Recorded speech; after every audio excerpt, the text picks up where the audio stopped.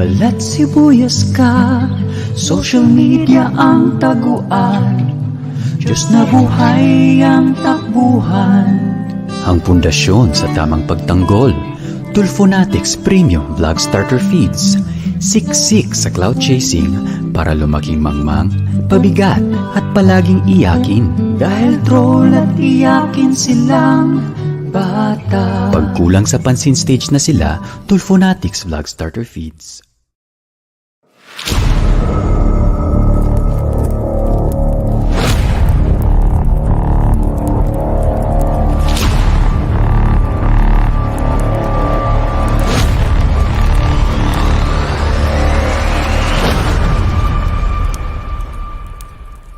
Definitely, the view there is better than the view here, Your Honor. Thank you very much. May mga decorum, may mga behavior, may mga bagay na kinakailangan susundin nyo. Yes, welcome everyone to another episode of CS Radio with Reg. And of course, ngayong umaga, itutuloy natin yung ating content yesterday, which was AI will disrupt the legal industry. Of course, for today, we're gonna feature yung magkapatid na CoPilot tsaka ChatGPT. Both were AIs, both are machine learning, both are actually based on natural language processing. So itutuloy natin ngayong umaga yan. No? But before that, yan, isa mo ng pagbati sa inyo lahat. Of course, I wanna say hi to Addictus Rex. Good morning. GB, hello there. Yes, and hello there, Mayo. Yan. And Doc Jerry, Journey to Understanding. Hello, hello, hello. Stone Trooper. Let's do this. Hello to No Nonsense. And maraming salamat. Don't forget to hit the like button, mga ka-uu. Yan. And hello kay Cicero Cole. Asiman mo ng common sense. Asiman? Wag naman. Alright. Yan, minahal mo na ba, Chibi? And yan, masarap yung yung maasim, masarap yan sa Indian mango. Yan, masarap yan. AI, asim, Indian mango. Hey, hello there, former Senator Ping Lacson. Louie lang po. Hello. Asiman mo na. Okay.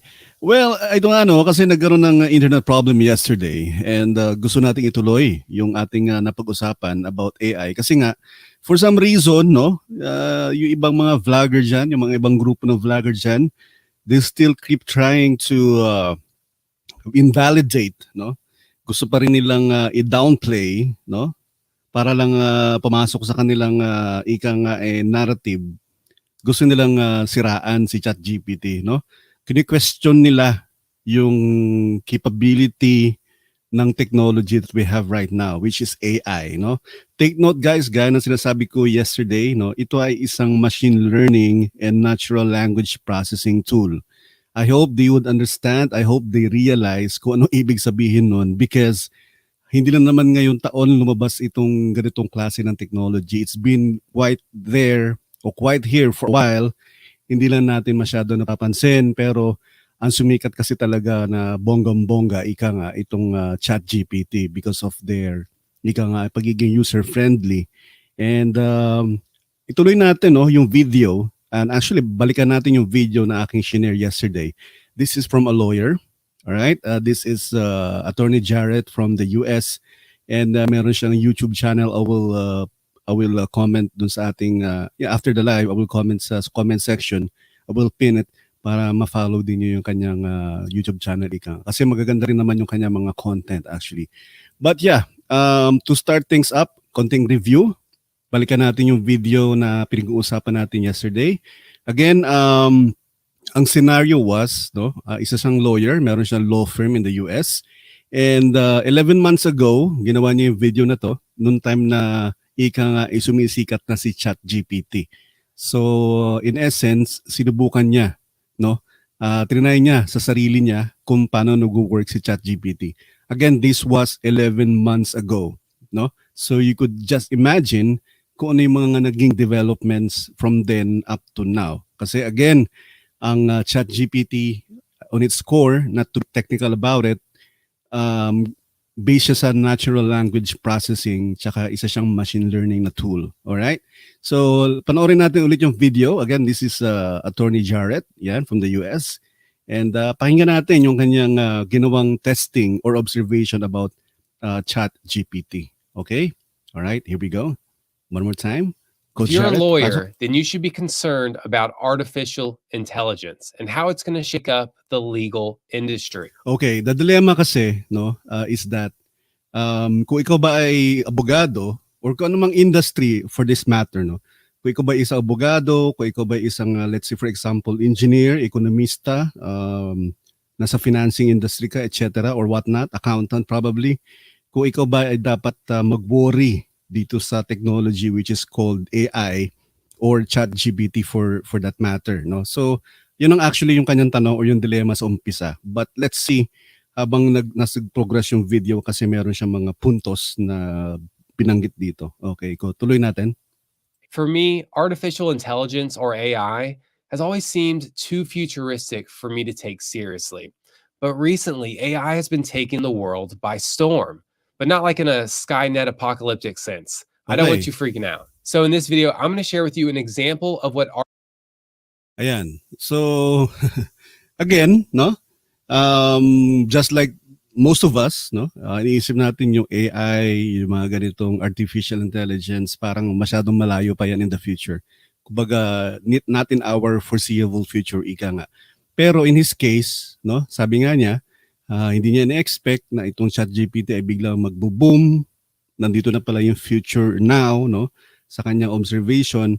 So, yeah, ituloy natin kung ano yung kanyang gagawin dito kay ChatGPT. Okay, and of course, he also mentioned na AI was something of a parang concept ng science fiction before, no? Just like the rest of us. Okay? artificial intelligence is capable of doing today. You're going to see a real-time example.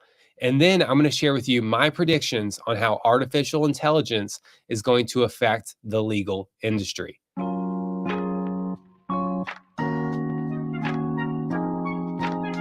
Welcome to Law Venture, a channel devoted to lawyers and future lawyers. My name is Jarrett Stone. I'm the owner of Stone Firm PLC, but more importantly, I'm going to be your guide to talking about artificial intelligence. I'm not gonna lie, my artificial intelligence knowledge is very limited, and prior to maybe 2 weeks ago was only limited to movies. But about 2 weeks ago, I had a family member reach out to me and say, Jarrett, you need to check out ChatGPT. Okay, again, guys, this video was recorded or uploaded 11 months ago, no? So, pretty much kakasimula or sumisikat pa lang yung ChatGPT ika nga, no? But before we continue, guys, okay pa ba yung audio natin? Hindi ba ako naglalag or something? Yeah? Because I already reported the internet issue with our provider and hopefully okay na si internet ngayon. So, sa mga 1,000 nanonood dyan, 1,000, sa 1,000 of all the 1,000 that are listening, nandiyan pa ba kayo? Yeah. Can you guys still hear me? Am I audible? Ika. Yan, inom muna tayo ng kape. Yan. Alright. Yan. All goods. Thank you so much, Perfect Defect. Yan. Maraming salamat, bro. And again, si Perfect Defect was here yesterday and naputol because of the internet. But yeah, itutuloy natin ngayon. And again, review natin ng konti. Might as well balikan natin yung ating content yesterday. But yeah, continue natin to. Yan. All goods. Thank you so much, former Senator Ping. And see how it can help out with your legal career and your law firm. I had no idea what ChatGPT was, so I did some Googling. And ChatGPT, fairly recently, exploded overnight in a non-apocalyptic way for all those that have seen Terminator. And so I decided to hop on to ChatGPT, which is an AI chatbot, to see if I could use it as a tool and a resource for my law firm to see if there were any benefits there or any reasons to be concerned as well. Anyways, whenever I was checking out Okay, understandably, no? Siyempre, bilang isang lawyer, sabi nga niya, meron siyang siyempreng worry, meron siyang kumbaga, meron siyang, meron siyang tinatawag na, alam mo yung medyo takot or kaba, no? Kasi nga, nandito na yung ChatGPT, nandito yung AI, Meron ba tayong dapat ikatakot or iko-worry sa ating mga profession? Yun ang actually yung kanyang dilemma during the time nung kanyang in-upload itong video na to. So, syempre, ganun din naman sa ibang industriya. Of course, merong worry. Actually, to be honest with you, maraming company including ours, no, yung kliyente ko, we are using actually ChatGPT in our system. Kumbaga, we integrated ChatGPT on some of our tasks. So, basically, it's here, no? Wala tayong pwedeng ligtas or wala tayong ligtas dito sa paggamit ng ChatGPT. Nandito na talaga yan. Again, it's still up to you kung paano mo siya gagamitin. Alright? And so, pag binagsabi sa inyo na isang grupo, no, specifically grupo ng Mampalaya, na ang ChatGPT ay hindi maasahan, hindi reliable, etc. and whatnot, well, magdalawang isip kayo guys. Okay? Alright? Because itong ChatGPT na-recognize na ng malalaking company not only in the US but also all over the world. Some of their functions is already linked or already tied with ChatGPT. So if someone said this is a reliable or hindi reliable tong ChatGPT na to, then magdalawa isip kayo, no? Questionin nyo bakit mo nasabi na hindi reliable tong ChatGPT. Even this actually, even itong lawyer na to sa US, no, hindi niya sinasabing unreliable si ChatGPT. Kundi, makikita naman ninyo, no, i-explain naman niya later kung ano yung kanyang paningin or observation or kumbaga initial assessment with ChatGPT 11 months ago. Hello there, Rome. Yan, sound clear. Thank you so much for that confirmation. All right, so continue natin. At GPT, I was basically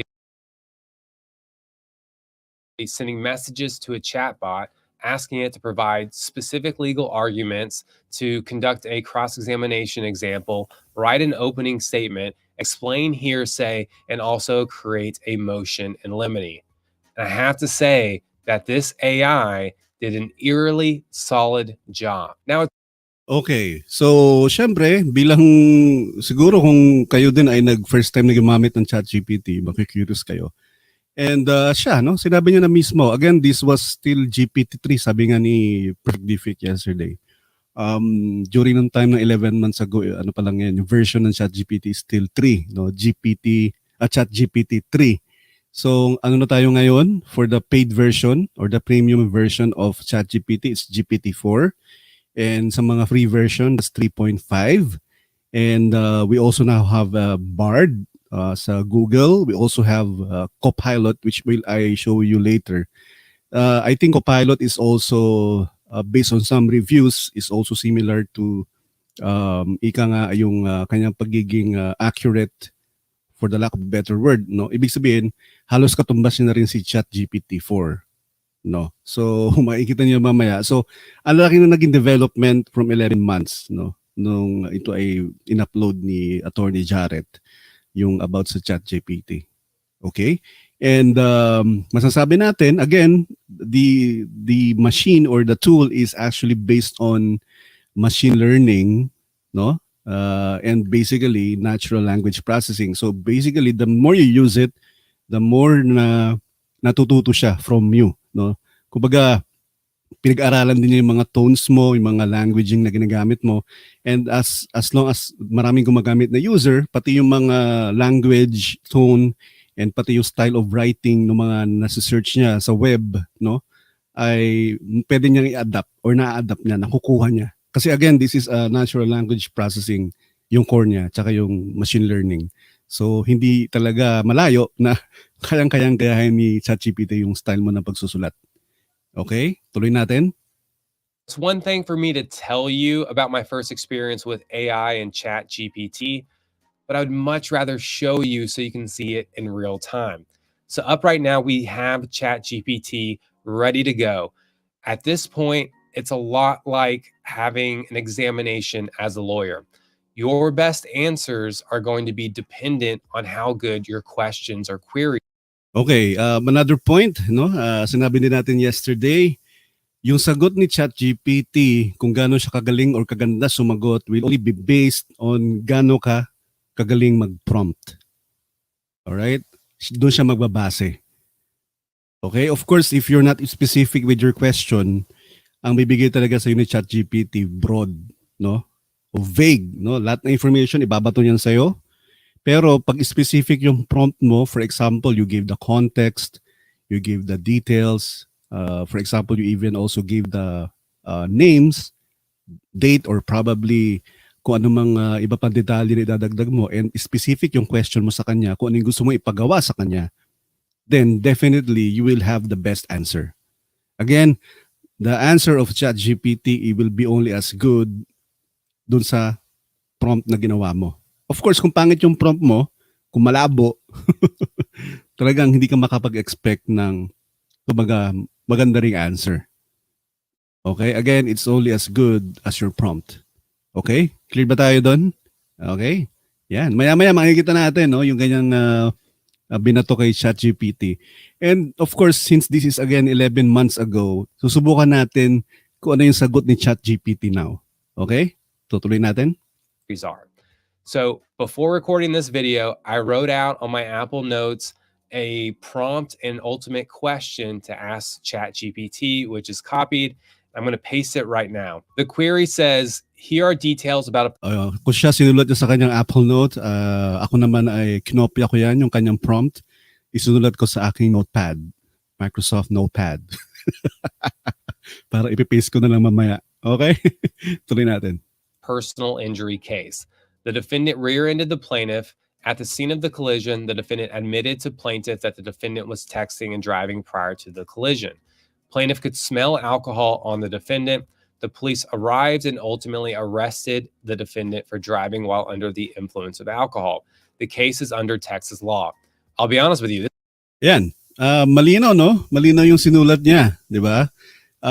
Sinabi niya yung case and i-mention niya the case is under Texas law, which is also important, no? Kasi nga sa US, iba't ibang states magkakaiba yung batas, no? So it's really important that he mentioned the case is under Texas law. Although hindi niya mention dito kung siya yung lawyer ng defendant or siya yung lawyer ng plaintiff, pero I think yung gusto niyang gawin is makita, for example, regardless kung sino man yung nire-represent niya, makita ko ano yung posibleng maging sagot ng kabila, or for this example, kung siya man halimbawa ay yung defendant, no? Papakita niya kung anong pwede niya maging response, no, doon sa ginawang pag-file ng lawsuit ng plaintiff. Alright? Yung defendant sa kanila, I think this is also respondent. Correct me if I'm wrong. Respondent yung sa Pilipinas, di ba? Sa batas natin, no? Respondent. And then, of course, the plaintiff is yung nagreklamo or nagsampa ng kaso. Tama ba? Ayan. Okay. Alright. Tuloy natin.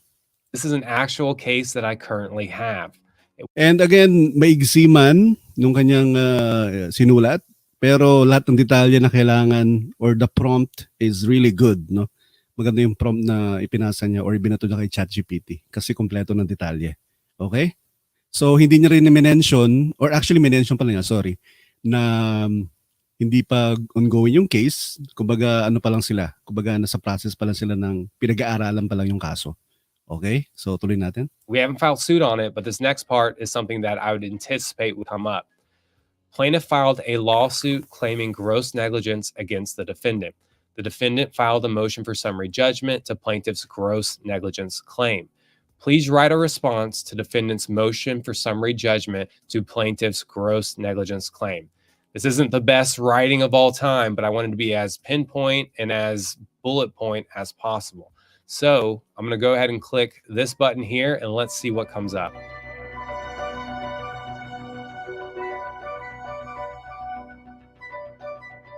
Take note of the response to ChatGPT 11 months ago, ha? Take note of that, okay?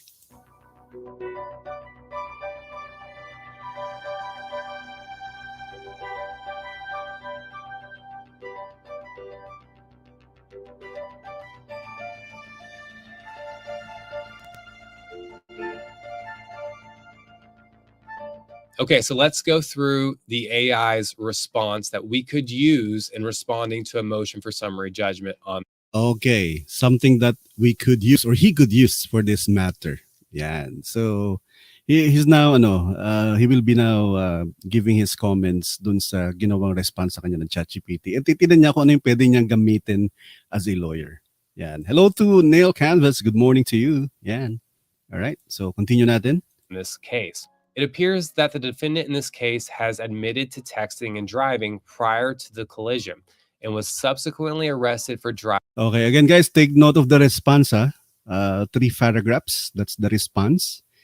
All right. So tuloy natin. Okay. Driving while under the influence of alcohol.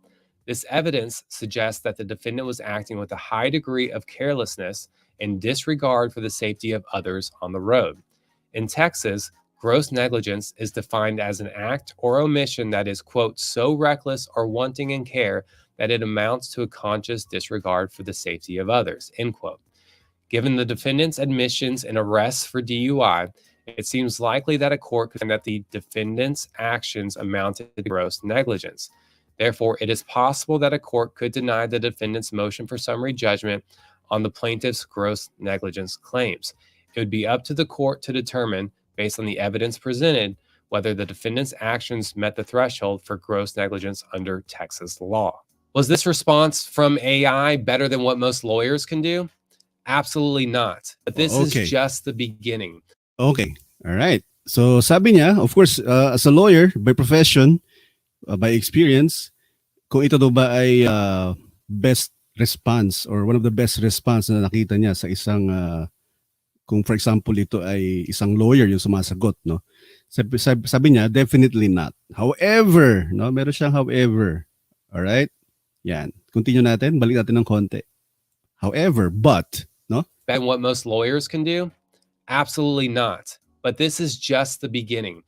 It is only a matter of time until AI can write fully briefed arguments. Okay. Narinig yung sabi, guys? All right. It's only a matter of time. This was 11 months ago.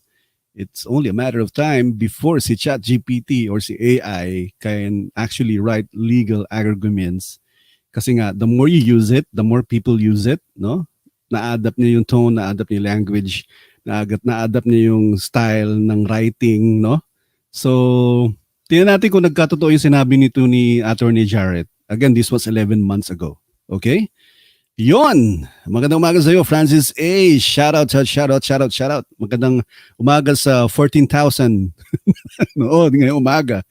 So, tuloy natin. Okay? Again, guys, take note, ha? Yan. Yung response ni ChatGPT kanina. Balikan natin yon kasi susubukan natin si ChatGPT ngayon kung ganun pa rin ba yung magiging response niya or kung natuto ba talaga siya. Okay? As a result of the incoming future, I think law firm owners should be rejoicing, and associate lawyers should probably be freaking out a little bit. Okay, hello there, Choco Sam. How you doing? Choco Sam? Yan, magandang umaga sa iyo. Okay, so dapat daw mag-rejoice yung mga law firm tapos yung mga associates medyo mag-panic ng konti at this time. Why? Bakit po? Bakit Attorney Jarrett from the US? As of right now, in a way, law firm owners are currently paying a subscription for legal writing. That subscription is the salary for the legal writing that comes from the associate. But what happens when law firms start paying subscriptions for AI services that can write legal arguments in seconds that may take the associate hours? Okay. Sinabi niya kanina, no, ni Attorney Jarrett, no, again, this was 11 months ago, na yung ba yung pinamaganda response from a lawyer dun sa nirespond nung ChatGPT? Sabi niya, definitely not. No? Pero, sabi niya, nagsisimula pa lang tong technology 11 months ago and magkakaroon pa ito ng development. Take note, guys, again, natural language processing, and this is a machine learning tool. Okay? And sinabi din niya, no, pag nagdumating yung time na yung mga law firms, no, imbes of paying an associate, no, to help them write legal documents or arguments for that matter, yung kayang gawin ng isang ChatGPT or AI in seconds, magagawa ng isang associate in a matter of hours. Tingnan niyo yung difference. So the question is, reliable ba si AI ChatGPT or hindi? Okay? Kasi kapag sinabi mong hindi reliable si ChatGPT, well, mali siguro yung yung mga company, no? Lahat ng industry na kumuha ng subscription kay ChatGPT para gamitin sa kanilang company as a tool. 'Di ba? Well, again, pag ikaw kasi ay nag-argue, no? Not in good faith, no? Ang lagi mong ina-argue o para pumasok sa narrative, no? Para ipagtanggol yung Diyos na buhay, then magkakamali ka talaga. Kasi wala na, bias ka na eh. 'Di ba? Wala na yung objectivity sa iyo, ika nga. Ang nakikita mo na lang, kailangan ko ipagtanggol yung idol namin eh. So sasabihin ko na lang na ganito ganyan. Ipapasok ko syempre lahat ng pwede mong technicalities para pumasok yung yung sinasabi nyo sa narrative ninyo, di ba? To the point na even no na yung ChatGPT dina-downplay pati yung prevalence no nung slap suit, no? Sasabihin na wala, hindi nag-exist sa Pilipinas, wala yan yung phenomenon na. Sasabihin yung phenomenon, wala nga batas eh, etc. etc. Well, slap is prevalent, no? Textbook definition nung ginagawa ng iba dyan, no? Para patahimikin yung kanilang mga critics, yun ang slap. Okay? Yes, we understand walang anti-slap lawsuit pa sa Pilipinas. Since 2009, gusto nang pinopose na ng ating lower house para magkaroon ng anti-slap suit law. Noong panahon pa ni 14th Congress ni Bong Revilla or Senator Bong Revilla Jr., nag-propose din siya. And ditong lately, nag-propose din yung lower house para sa anti-slap lawsuit. Ngayon, pag yung sila, kinikilala nila, nire-recognize nila yung existence, yung phenomenon, yung prevalence ng slap suit, not only in environmental cases dito sa Pilipinas, then sino paniniwalaan namin? Sinong tama? Di ba? Sinong tama doon? para lang may pagtanggol yung Diyos na buhay, sasabihin nyo, walang slap suit dito. Wala, hindi totoo yan kasi wala naman sa batas natin. Totoo naman talaga wala sa batas, technically speaking. Totoo naman. Pero it doesn't necessarily follow na it doesn't exist. The style, the strategy, the phenomenon, it exists. Kaya huwag nyo kaming lolokohin na wala yung slap na yan, wala yan. Di totoo yan. Oh my God. Paano yun kapag naka-common sense na si AI defeats the purpose kasi wala siyang 5 senses? Pubo talaga ng quote. Again, may binanggit na importante dito si Attorney Jarrett, yung ginagamit nating content ngayon. Ang sabi niya kanina, the response of AI or ChatGPT will only be as good as the prompt ng user. Yeah, okay? So kung maganda yung prompt mo, logical yung prompt mo, malinaw, specific, may detalye, then you will expect a good answer from ChatGPT. Right? Okay. Sabi ni Ricole, ito inaantay ko i-debunk ni Genius na common sense. Di ba? No? Kasi, hindi man nakapagtataka. Of course, they're gonna do that. Pero, come on. Technology recognized worldwide. Alright? Phenomenon recognized worldwide. Like SLAP. Technology recognized worldwide. Like ChatGPT and AI. I-debunk ninyo? I-downplay ninyo? Para pumasok sa narrative ninyo? Come on. Try better, no? Do better. Alright? Para lang pumasok sa narrative ninyo, i-twist nyo yung mga, probably even yung mga values niyo, i-twist ninyo para lang may pagtanggol yung Diyos na buhay. Well, come on guys. Huwag ganun. Huwag ganun. Ginagawa nyo mga, yung mga followers ninyo Ginagawa nyo mga syunga. Nakakaawa. Doon kami naaawa sa mga followers ninyo na bulag na naniniwala sa pinagsasabi ninyo. 'Di ba? Minsan naman sana subukan ninyo mag-argue or mag-content in good faith. No? Kasi kami ginagawa namin dito sa Armado, sa mga kabatas natin, sa usapang batas. We always try to argue. At least we try to argue in good faith. Hindi kami nagtatago ng mga detalye. Pinapakita namin as is. Itong ni-review natin ngayon, di ba? Meron siyang doubts. Definitely. Sinabi din naman niya na kung yung argument ba na binigay ni ChatGPT sa ginawa niya prompt is one of the best answers of a lawyer, most definitely not. Of course. Pinapakita natin dito yung dalawang sides of the coin. Alright? Genius o AI? Kaya genius ako. Okay, tuloy natin. Better yet, what happens when AI can start absorbing case law like that? In fact, let's take it a step further. What happens when AI can perfect the legal writing style? Ito yung sasabi natin. What happens, no, kapag, well, kaya naman talaga niya absorb kasi it's a machine, no? Of course, it's faster. Pangalawa, paano pag dumating yung point na kayang i-absorb ni ChatGPT or matutunan yung legal style, yung writing pagdating style ng pagsusulat ng isang legal expert. 'Di ba? Para pag dumating yung time na yon. Actually, hindi yung what if eh. When? When ang tanong dyan eh. Not what if. Kasi andyan na yan eh. No? That's machine learning, natural language processing. So, it's just a matter of when, not if. And tingnan natin kung dumating ba yung point or nandun na ba tayo, malapit na ba tayo sa puntong when, not if. Okay? Alright, so tuloy natin.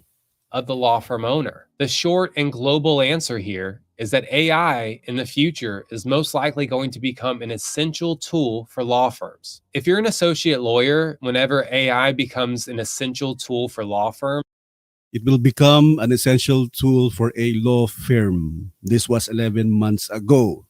And based on my observation, no, dito pa lang in my first-hand experience, dito sa kliyente ko, dito sa work ko, no, healthcare, by the way, ginagamit na namin si ChatGPT. Naka-integrate na yung some of our functions is already integrated with ChatGPT. So, ang tanong dito ni Attorney Jarrett, no, kung darating ba yung panahon, ito na nga yun. Unti-unti na. No? Kasi globally, nare-recognize kung ano yung kakayahan ng AI or ng ChatGPT to help with some of your functions, some of your tasks. Kinikilala ng mga kumpanya sa buong mundo. Ewan ko lang, kung sang lupalop kayo ng mundo, bakit hanggang ngayon, sasabihin nyo, si ChatGPT ay laruan. Okay? Si ChatGPT ay hindi reliable. Dina-downgrade niyo si ChatGPT. Ewan ko kung sa lupalop kayo ng mundo nakatira. Nanggaling ba kayo sa kuweba? Bakit? Parang, I don't know. Di ba? Alright. Sir, same with manufacturing company. From human worker to fully automated machine, which is far more efficient from error, but still needs few human to oversee the qualities. So elimination is inevitable. Exactly. No? Kung ikaw naman ay isang, for example, ikaw ay worker, ikaw ay isang empleyado, anong dapat mong gawin? Dapat ka bang magmukmuk? Of course, hindi. Kailangan mong sumabay sa agos na technology. So it's time to upgrade yourself also. Diba? Hindi yung ita-downplay mo yung ChatGPT, wala yan. Ano yan, base sa pag-aaral, ano lang yung, 23%, 20-something percent lang yung capacity niyan para mag-isip. Walang analytical skills yan. Wala yan logic. Bullshit. Based on logic nga eh. Yung ChatGPT, AI eh. Programming is logic. Paano mo sasabihin wala logic na hindi marunong mag-analyze? Programming language is based on logic. Bullshit. Para lang ma-downplay niyo yung para lang makapag-rebut kayo. Pati ChatGPT. Oh my God. Pathetic. Okay. Embedded na nga si ChatGPT sa Office, giving you a better suggested email structure to be sent to the client. Data validation done much faster, who is not after that. Yes, di ba? Yung sa sa Gmail, for example, pag wala kang maisip na subject, gagawa ng email, wala kang maisip na subject, may suggestion na sa Gmail, di ba? Kung anong subject ilalagay mo.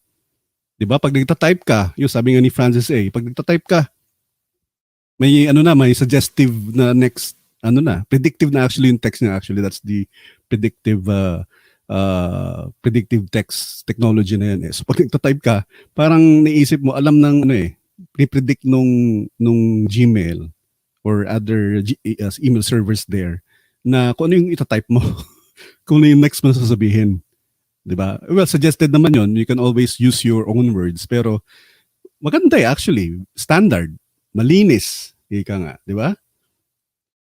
Yan, adapt to innovations. Yes, anong gagawin mo? Magtatago sa kuweba, 'di ba? Mag-adapt ka sa innovation. Hindi yung these people. Some of these people, ang mahirap kasi pinaniwalaan ng ibang tao naniniwala ibang tao sa kanila as if their words are gospel. No? Ewan. Kaya that's why we're doing this, no? Para naman maisip ng iba. O nga, no? You know, ChatGPT is here to stay. This is the technology now. This is something that we need to embrace and adapt to, di ba? Yan. Even yung keyboard sa phone may prediction based sa learning niya ng usage mo. Yes. Pinag-aralan niya kasi yung tone mo kung paano ko mag-message din. Di ba? So, yung mga ganung applications, yung ganung usage, of course, it benefits all of us. Mapapabilis yung trabaho natin So we can have more time doing yung mga mas importanteng bagay sa buhay natin. 'Di ba? Malaking tulong 'to. Just imagine before magko-compose ka ng nung time na may thesis kami, wala pang Grammarly. Wala pang Grammarly, no? So talaga ang gagawin namin, we need to have dictionary at hand, no? Habang sinusulat namin yung mga thesis namin, no? And of course, nung time na yon hindi pa uso tong Google Suite, ika nga. So, MS Word pa lang yung ginagamit namin. So, talagang, although may spell check na, I believe so, may spell check na. Pero, talagang mano-mano yung pag-check namin nung aming mga sentence structure, yung mga aming mga grammars, etc. Diba si Grammarly, it can actually suggest a better way to say it. For example, nagsulat ka ng isang paragraph, medyo mahaba ng konti. Although alam mo naman yung gusto mong sabihin, however, si Grammarly mag-suggest ng mas magandang way para mas mapaikli mo yung isang paragraph or sentence. So kung titingnan mo, parang mas maganda nga yung pagkakasabi niya. 'Di ba? Just imagine, kung no time na yon meron ng ganong technology, ang bilis namin natapos yung thesis namin. Yes. And easier to see footnotes now. O 'di ba? Yun nga sinasabi natin. All right? So tuloy natin. Then you really need to be worried and concerned about terminators. I mean, terminations. If it takes AI seconds for what it would take an associate lawyer hours or days to... Yan, kita niyo yung yung polarity, no? Yung contrast niya. ChatGPT can write in hours versus a human that can write it in hours or even days. Siyempre, ikaw yung may-ari ng law firm, no? Ikaw yung presidente, ikaw yung CEO. Saan ka? Diba? Sino yung papagawin mo? Siyempre si ChatGPT. Of course, magstay pa rin yung associate dyan. Just to check, no? Just to double check yung ginawa ng ChatGPT. Pero definitely, nabawasan yung load ng isang associate, yung isang associate ng isang law firm. Diba? Yan. Ang swerte nga dati na may mga encyclopedia. Oh yeah, no? Naalala ko, it's a good business, no? Yung encyclopedia. Ang problema pa kay encyclopedia, every how many years nag-update yan May mga editions yan, di ba? So syempre yung hawak mo, for example, na pag binenta mo yung encyclopedia mo, bibili ka ng panibagong edition. Yan. Swerte mo kasi madali mag-research sa bahay ka lang. Unlike, for example, wala kang encyclopedia, talagang pupunta ka ng library. Mag-spend ka ng oras sa library para mag-research. No? Yan. Sabi ni Sis Recall, ask natin kay Genius kung totoo yung sinasabi mo rin. Malamang sabihin niya hindi.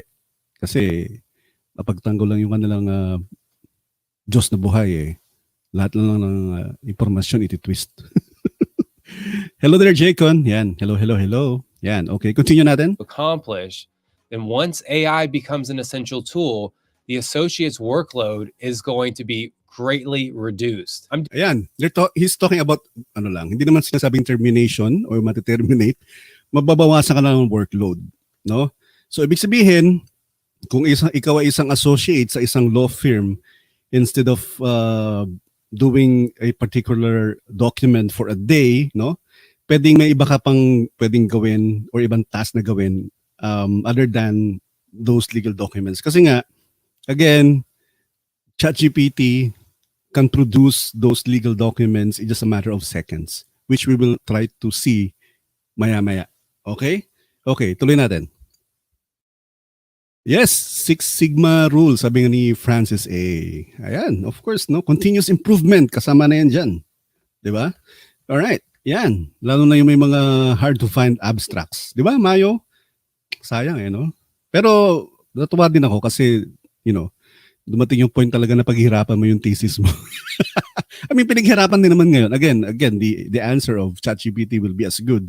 Depende sa prompt mo. Pero, alam mo yung classic way of researching? Yan, nakakatuwa. Diba? You spend hours ramming through books, ganyan-ganyan. Talagang babasahin mo from page 1 to, yung mga chapter para lang may magamit ka sa iyong research.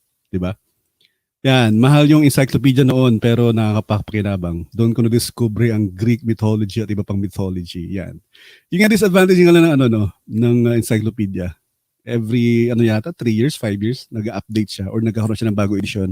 So, kailangan pag may bago, meron kagad kayo kasi otherwise, kapag bumili ka after a few years pa, may bago na naman darating. Lucrative yung business na yan before, no? Naalala ko yung yung encyclopedia. No? Nakakaingit yung mga classmates mo na merong ganun sa bahay, no?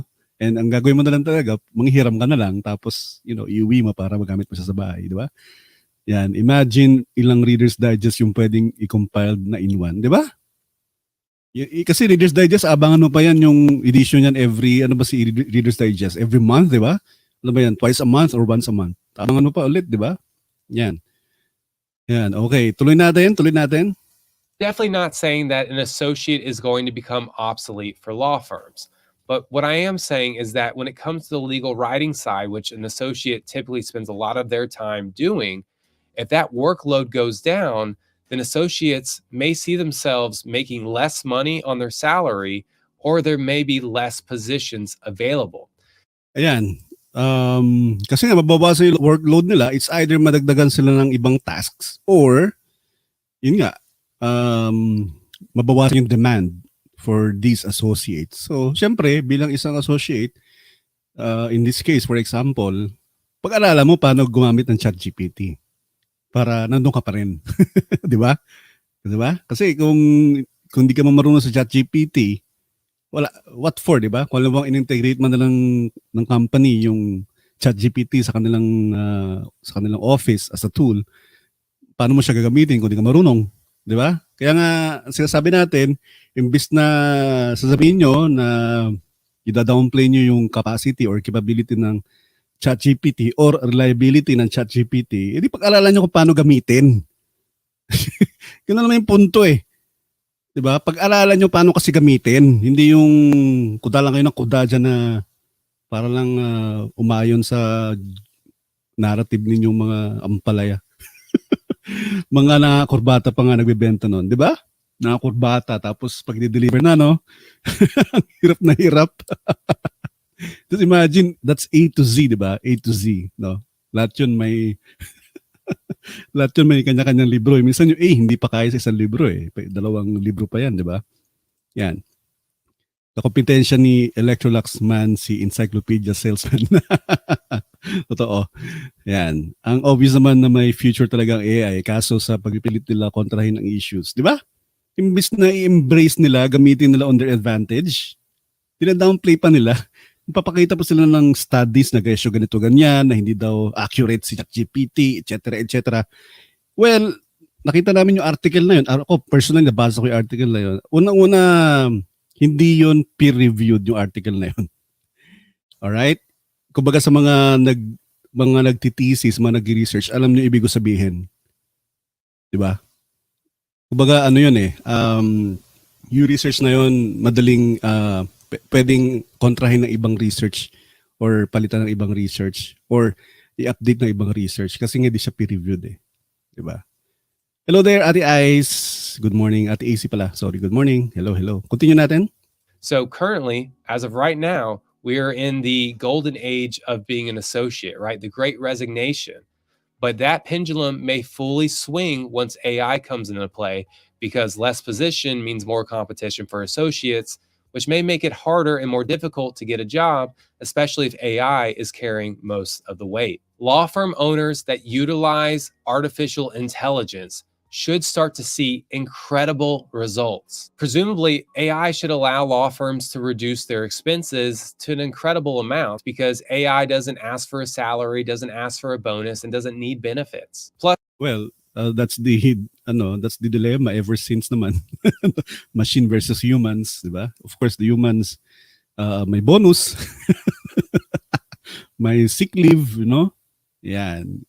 Again, the keyword is balance, no? Balance lang. So kailangan talaga i-update mo yung sarili mo sa mga bagong technologies. Hindi ako magugulat, sabi ni Francis A. Isang araw ang AI magiging anti-poor. Kinakawawa ang mga pobre, blah blah blah. Baka naman magkaroon ng bill dyan na ipinagbabawal ang ChatGPT or AI dito sa Pilipinas. Following the logic. AI doesn't eat or sleep, so it can continuously create output for the law firm. If I boil it all down, AI allows law firms to achieve more with less. Yan, that's the idea of technology. Actually, that's the idea also sa mga business principles, di ba? Achieve more with less. Yan. Alam ko, narinig na ninyo yan, guys, sa mga nagtatrabaho dyan, sa mga umaattend dyan ng mga seminars, sa mga umaattend dyan ng mga kumukuha dyan ng mga certificates. Yan, narinig nyo yan madalas, no? Achieve more with less. Okay? Ayan, so yun naman yung sinabi dito ni Attorney Jared from the US. Again, the point is, kinikilala niya na yung existence.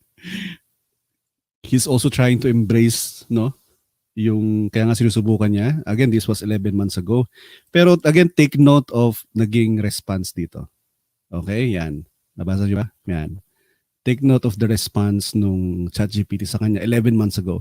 It appears that the defendant in this case has admitted to texting and driving prior to the collision and was subsequently arrested for driving, blah, blah, blah, blah, blah, blah. No? 3 paragraphs. So, tingnan natin to, real time also. No? Tingnan natin real time kung ano yung sagot ngayon ni ChatGPT as compared with ChatGPT's response 11 months ago. Okay? May pagbabago ba yung response niya? May improvement ba? Alright? So, tingnan natin. So, yan. Sabi ni Jaycon, ang natindan ko dati, tanong na lagi ko, open-minded ba? Iba yata yung Jaycon. Power! Power! Okay.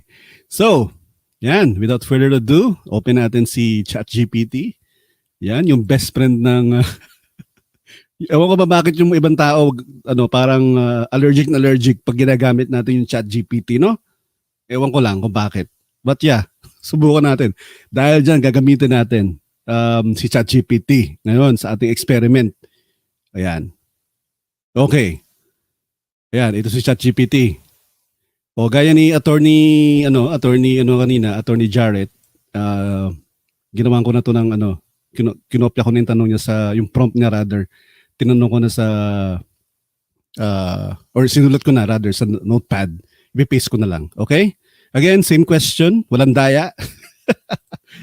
Okay. For yung seminar na napuntahan ko, sabi sa akin, 840K for a month. Pwede na daw ba? Tapos sinigawan ako power. Aba, sign me up. Kung may ganon, no? Totoo ba yan? 840,000 a month by just recruiting. Ba? Pwede yan. Okay. Okay, lagyan natin dito. Okay, ito. Yan, copyhin ko lang. Okay. Ayan na. Tingnan nyo guys ha. Tingnan nyo again, 3 paragraphs lang yung ginawa niya. Alright? Basahin natin yung pinaste ko. Yan. Here are the details about, mali pa nga yung may suggestion pa nga dito sa grammar. Rear-ended. Oh, yan. Okay na, sige na. Oh, yan. Anyway, the defendant rear-ended, yan. Same question guys ha. Same question. Mali pa yata spelling ko. Yeah, well, kahit wala na, okay lang yan. Ayan, no? Okay? Take note ha. Mali pa spelling ko ng judgment. Ayan. Okay. Alright. Yeah. Ano? Ready na ba kayo? I-hit you enter. Yan. Kaya siguro galit sila kay ChatGPT kasi hindi siya nagsisinungaling. O, di ba? Yan. Okay, ready na ba kayo? Again, take note yung response kanina, 3 paragraphs only. Send message. Let's go. Yan, live to guys This is live Oh, sorry. Oops. Lampas na. Uy, easy ka lang. Easy ka lang, ChatGPT. Oy, good morning to you. Caillou. Alright. Kasi nakakainis lang, dina-downplay nila pala si ChatGPT. Nagkagalit sila for some reason na bakit natin ginagamit yung ChatGPT, si Bard AI, CoPilot, no? Whatever. Galit na galit sila. So gamitin natin ngayon. Again, sa mga nandito kanina, nakita nyo yung response ni ChatGPT do sa same prompt, no? Again, this is the same prompt na binigay kanina, alright? Walang daya dyan. I just copied the prompt na binigay ni Attorney Jarrett from the US. Ayan. Here are the details about a personal injury case. Yan, the defendant rear-ended the plaintiff, blah, blah, blah, blah, blah, blah. Yan. Kita nyo naman kanina yung response, only 3 paragraphs. But ngayon, tingnan nyo yung response. Again, this is a machine learning tool. Its score is based on natural language processing. Ibig sabihin, it can adapt the writing style, the languaging, the tone ng mga users niya or yung mga nakikita niya or nasa-search niya sa internet. Masyadong mabilis si ChatGPT, mga boss. Advance. Kita nyo naman, guys. 3 paragraph lang yung sagot niya. Pero tingnan nyo ngayon yung sagot. Meron pang structure ng letter or ng response or defense letter. Nandiyan pa yung your name, your address, ZTE, state, zip code, date, etc. Defendant's attorney name, blah, blah, blah. Okay, basahin natin yung response niya. Response to motion for summary judgment gross negligence claim. Dear defendant's attorney name, I am writing in response to the motion for summary judgment filed by your client, the defendant, regarding the plaintiff's gross negligence claim in the above-mentioned personal injury case. I represent the plaintiff in this matter and I would like to present arguments and evidence proposing the motion. Admission of texting and driving. Okay. Nakita nyo ba yung sa detalye kanina? Nandito yun, di ba? Admission of texting and driving. Basta palikan natin yung prompt niya. Sabi dito, that defendant was texting and driving prior to the collision. Plaintiff could smell alcohol on the defendant. Defendant actually, not dependent. Yan, sorry. Yan. Meron doon, di ba? O, nandito. Sinabi rin dito ni ChatGPT. Yan. Prior to the incident. Yan. Totoo, di ba? Smell of alcohol. Nakita din natin sa prompt yun. Sinabi niya dito. Yan. The plaintiff observed a smell of alcohol on the defendant at the scene. The observation, coupled with the defendant's subsequent arrest for driving under the influence, supports the plaintiff's claim of gross negligence. Driving under the influence is a serious offense and indicative of a willful and reckless disregard for the safety of others. Present, di ba? Kasi merong na-arrest nga si ng DUI, di ba? Inaresto yung kanina yung defendant, di ba? Kasi nga base do sa prompt, nagkaamoy ng alcohol. Dumating yung police, naamoy yung alcohol. Yan. Legal standard for summary judgment kasi si defendant, yan, nag-file nga ng motion for summary judgment ng case. Okay, under Texas law, binanggit nung prompt, di ba, na this happened in Texas. Okay, kompleto so far, di ba? Kompleto. Na-amaze na ba kayo, guys? Yon. Alright. Yeah, magandang umaga of course kay Caillou. Na-amaze na ba kayo? No? Tingin nyo, compared do sa ginawa niya response 11 months ago, ano tingin nyo yung nangyari? Nagkaroon ba ng improvement si ChatGPT? Natuto ba siya from then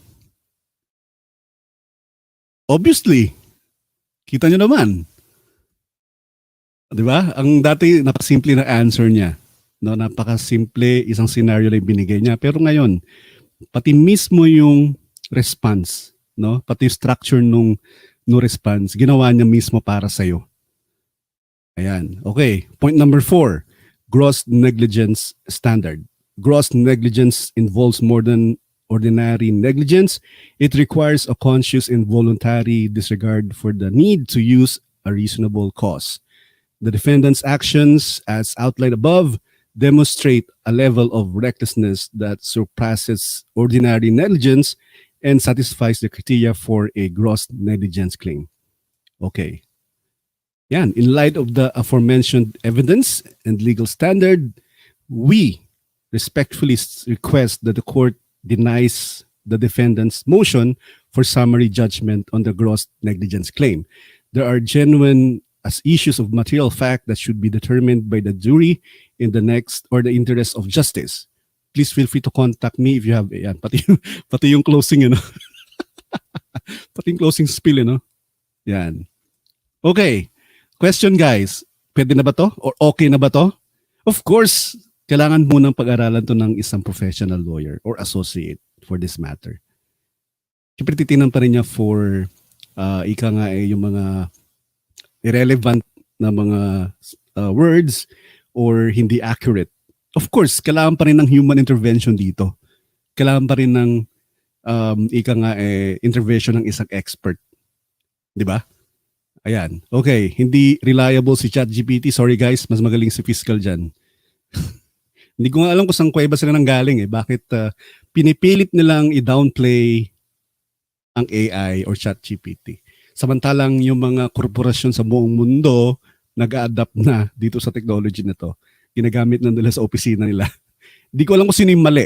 Yung mga kumpanya na multinational, na malalaking company in the States, all over the world, or itong mga nasa lungga nila.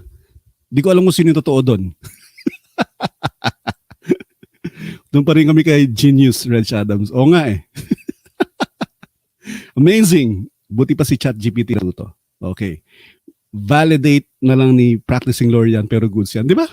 Kung titinan nyo as a non-lawyer, kung titinan ninyo, parang okay na, di ba? Tsaka, ang point na naman gusto ko ipakita sa inyo guys, natuto si ChatGPT. Kasi again, the content that I've showed you or the video I showed you a while ago was 11 months ago. Diba? Ang layo ng response ni ChatGPT from there. Although both can be argued na tama parehas, pero ito, ang laki ng difference sa sagot niya. May letter structure na, no? Mas detalyado, ika nga. Again, that was ChatGPT 3. Thank you for pointing that out. Perfect defect nung 11 months ago. Diba? Kita nyo. Machine learning tool. Natural language processing. The more you use it, the more it learns. Again, your answer ni ChatGPT will only be as good as your prompt. Okay? Kung tama yung prompt mo, kumpleto yung detalye, hindi vague, logical naman yung prompt mo, then you will also receive a good answer. Ngayon, syempre, kung nagtanong ka lang dyan out of nowhere na blah, blah, blah, may sinabi ka na general statement, etc. Of course, you will be receiving also a general statement. Talaga, mabatuhan ka niya ng so much information. Pero kung kaya mo siyang gamitin or marunong kang gamitin si ChatGPT base sa prompt mo, nandiyan yung detalye, nandiyan yung context, may mga details na specifics, like for example, you're asking law for this particular state, ilalagay mo dyan, etc. Then, the response will also be good. Diba? Hello there, Walter White. Good morning. Okay. All right. Oh, diba? Ang layo, no? Ang layo ng response niya. So, natuto ba si ChatGPT? Yun naman yung gusto natin ipunto rito. Natuto si ChatGPT. Nag-improve. Diba? Kung titignan mo pa nga yung kung babasahin mo, I mean, if you're someone na sanay magbasa ng sulat, hindi mo maiisip na gawa to ng machine Diba? Yeah, totoo lang guys. I mean, just to be honest, no? Maisip mo ba na, halimbawa, ipinasa sa inyo to, yung sulat na to. Nakita nyo to halimbawa, iisipin nyo ba na gawa to ng machine or ng AI? Most definitely not. Kasi yung tone na ito particularly yung umpisa na to, I'm writing a response to the motion for summary, blah, blah, blah. Di ba pag nagsusulat ka rin ng email, pag nag-respond ka rin sa isang sulat, parang ganito ka rin magsulat, di ba? Di mo mahalatang gawa to ng machine. Di ba? Yan. Si fiscal kaya natuto or mas magaling siya nung law student siya? Interesting question, ain't it? Interesting question. No, ayun kasi yung problema, no, guys eh. Yung kasi yung problema, parang dinidisregard mo yung values mo na natutunan when you were younger, na yung mga sinusunod mo na yung mga prinsipyo, parang willing ka i-disregard para lang ipagtanggol yung Diyos na buhay nila. No? Just imagine that, no? Iba talaga na, ewan, ayoko na mag-comment. Ang masasabi ko na lang ay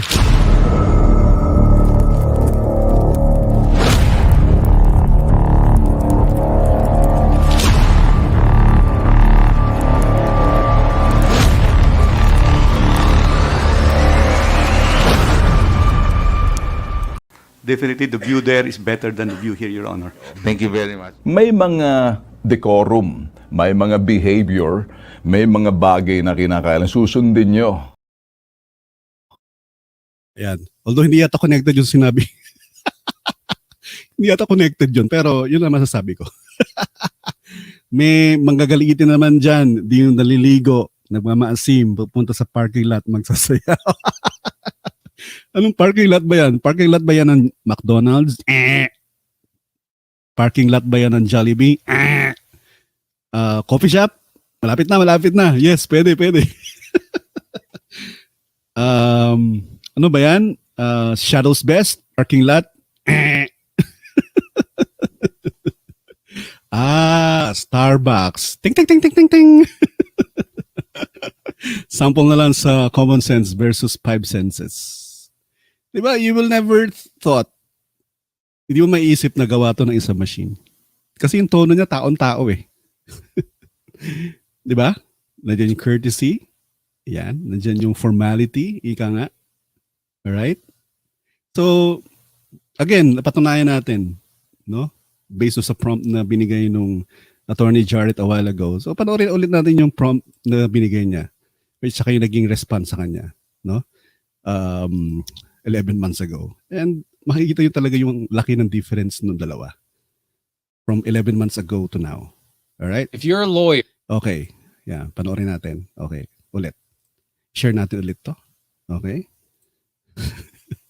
Tawa ng tawa dyan, Francis ah. Bawal pag-usapan. Okay. Let's see this one more time. so I'm going to go ahead and click this button here and let's see what comes up.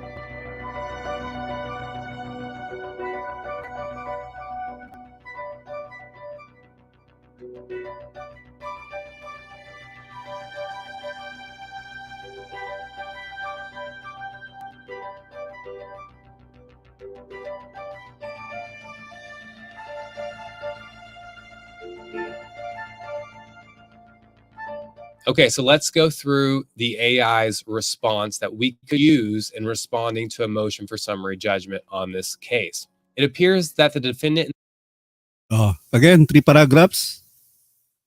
No? Ang hiningi niya actually that time was write me a response, di ba? Kaya sabi, please write a response to defendant's motion for summary judgment to plaintiff's gross negligence claim. Yan, humingi siya actually ng sulat. Pero ito yung na-respond sa kanya. Yan, 3 paragraphs. And the possibility of the court denying the defendant's motion for summary judgment on the plaintiff's gross negligence claim. Yan. Balikan natin ngayon. Nakita niyo naman, di ba? Wag na. Masyado na masyado natin ginagamit si ChatGPT. Pero gagamitin natin si CoPilot maya-maya. Okay? Nandiyan pa ba kayo, guys? Alright, nandiyan pa ba kayo? Yan. Again, ang title na ating live stream ngayon is AI will disrupt the legal industry. Yan. Pero hindi na naman legal industry pinapatungkulan natin. This is also for all other industries as well, not only the legal industry. And again, the question, ito ba si ChatGPT ay reliable or hindi? Of course, reliable, guys. All right. Hello there, Boy Castigo. Yeah, well, hey, welcome. Welcome, Boy Castigo. Power. Hello there, Cap Zura. Kakarating lang kanina. Yan, tama-tama. Yan. Hindi. Anong hindi? Okay. Alright, sige. Punta naman natin sa aking first-hand experience. Pero before that, okay, may share lang ako sa inyo. Ayan. Sige, ito na pala. Ayan. Palitan natin yung video. Ayan. Ang aking i-share naman ngayon is first-hand experience kasi I'm working dito nga sa healthcare industry. So we have what we call bago pa man sumikat si ChatGPT, gumagamit na ng AI si healthcare industry. And the amazing thing about this tool that we are using dito sa client namin, sa work namin, is that meron kaming tool that can determine yung diagnosis in just a matter of few minutes. Can pinpoint actually. So imagine niyo, for example, meron kang PDF file. Sorry. Meron kang portable PDF file. Ayun, may live pala. Yes, thank you so much, Mark Singh. Sayang, na-miss mo yung ano. Hindi. I disagree. Object. Thesaurus ang reliable. Alright. Yan. Sayang na. I-rewind mo na lang, Mark Sings, mamaya. Pinakita ko kasi dito yung kahapon, di ba? Yung sa lawyer, yung nag-response sa kanya 11 months ago ni ChatGPT, which was still a version 3 ng ChatGPT as compared to now. Ang layo na diferensya. Yan. May PRC license at 1-year experience kaya sa ChatGPT. Well, ang masasabi ko lang kay ChatGPT, he continues to learn, hindi nagpapahinga. Although sometimes nag-overload kapag maraming users, pero ginamit niya kasi yung kanyang purpose no? Kung ano yung purpose niya, ginagawa niya. Unlike, for example, you have a PRC license for this, for that, and then hindi mo naman practice.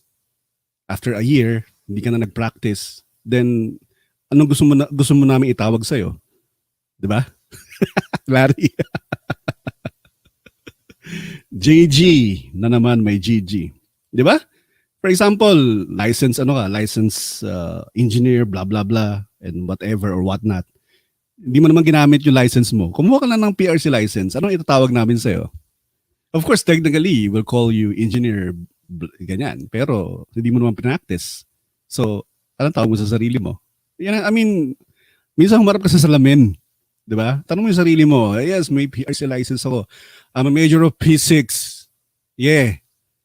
Ang tanong, ginamit mo ba yung profession mo sa ginagawa mo ngayon? That's a question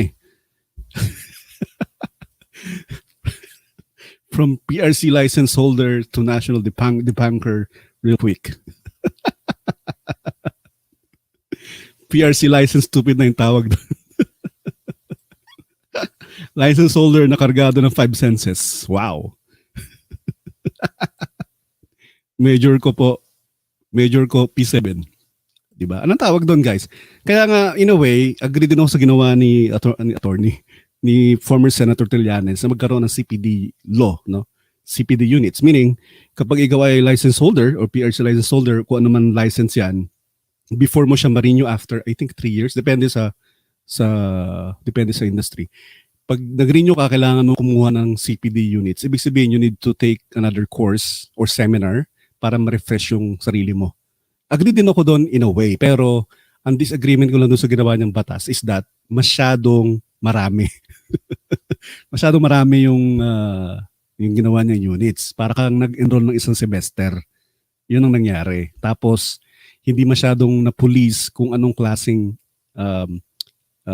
seminars or anong klaseng schooling yung gagawin ng mga PRC license holder. Kasi ang ginawa naman siyempre I'm not saying everyone but some of them or many of them, ang ginawa lang nila, nag-fundraising na lang, no? Kasi ang mahal kumuha ng kurso for seminars, etc. And umattend ka lang, that's it, no? Parang wala kang natutunan. So yun lang medyo kulang doon kasi walang policing. Ika nga, di ba? Kung sa school ka graduate niyan, babawiin ko diploma. Wag naman. Wala, dapat ipa-return ng school yung diploma niya. Yeah, no? I-disregard yung kanyang TOR, no? Tawa na tawa si Larry. Okay. Okay, sige, again, i-share ko yung something that first-hand experience ko, no? Bilang dito sa industry namin sa healthcare. Yan. Meron kasi kaming tool, ang tawag dito, uh, Document Navigator. So, ibig sabihin, ito si Document Navigator, kung meron kang file ng patient, no? Just imagine muna, yung file ng patient, umaabot siya ng 200, 300 pages, etc. Tapos ikaw ay skilled nurse, no? Or ikaw ay nurse practitioner in the US, no? And then, may pumasok na pasyente or may na-admit doon sa skilled nursing facility. And then, kailangan mo malaman in pronto kung ano yung mga history niya ng isang pasyente o yung record ng pasyente. Kailangan mo malaman yung mga diagnosis sa kanya before, kailangan mo malaman kung ano yung mga next steps, kailangan mo yung malaman yung mga codes for the billing, mabilisan lang, no? Mabilisan lang. Siyempre, kung dati wala pa to, ang gagawin ng isang tao ay hahanapin, babasahin yung buong document, 200, 300 pages, just imagine. And then, i-highlight mo, i-take note mo yung mga diagnosis or mga conditions ng patients. However, on this technology, yan, papakita ko sa inyo. Alright? Yan. The same, by the way, this technology is using the same core ng ChatGPT or ng Bard or ng CoPilot for that matter. Machine learning and natural language processing yung ginagamit. Okay, take note of that. So parehas sila. Okay, so panoorin natin to.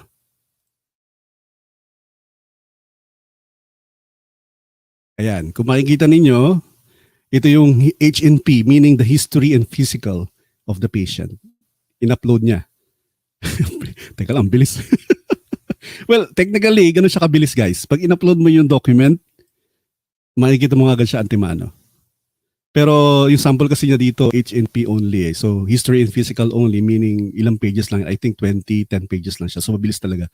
Pero just imagine if you're dealing with hundreds of pages of patient files. No? Ito nga lang, seconds lang. Andiyan lang agad. Pero panoorin natin. Yan. In-upload niya si kay Brit. Yan. That is the tool, the IT. The AI. Ayan. So, laki ng konti. Ulit. Laki natin ng konti.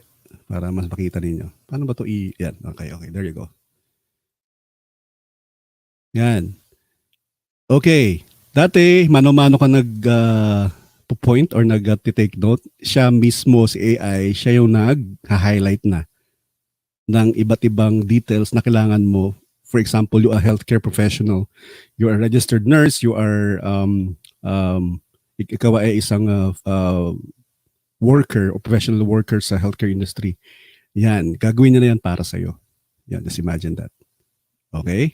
Again, this is based from the PDF file or electronic file ng patient. Okay? Which is pretty much standard nowadays. No? So, yan. So, tuloy natin. Yan. Kung makikita nyo dito, may mga ICD-10, may mga NTA, etc. Yan. Kinagamit ng mga patients, mga skilled workers yan or mga nursing professionals, no? Nurse practitioners sa US for their billings.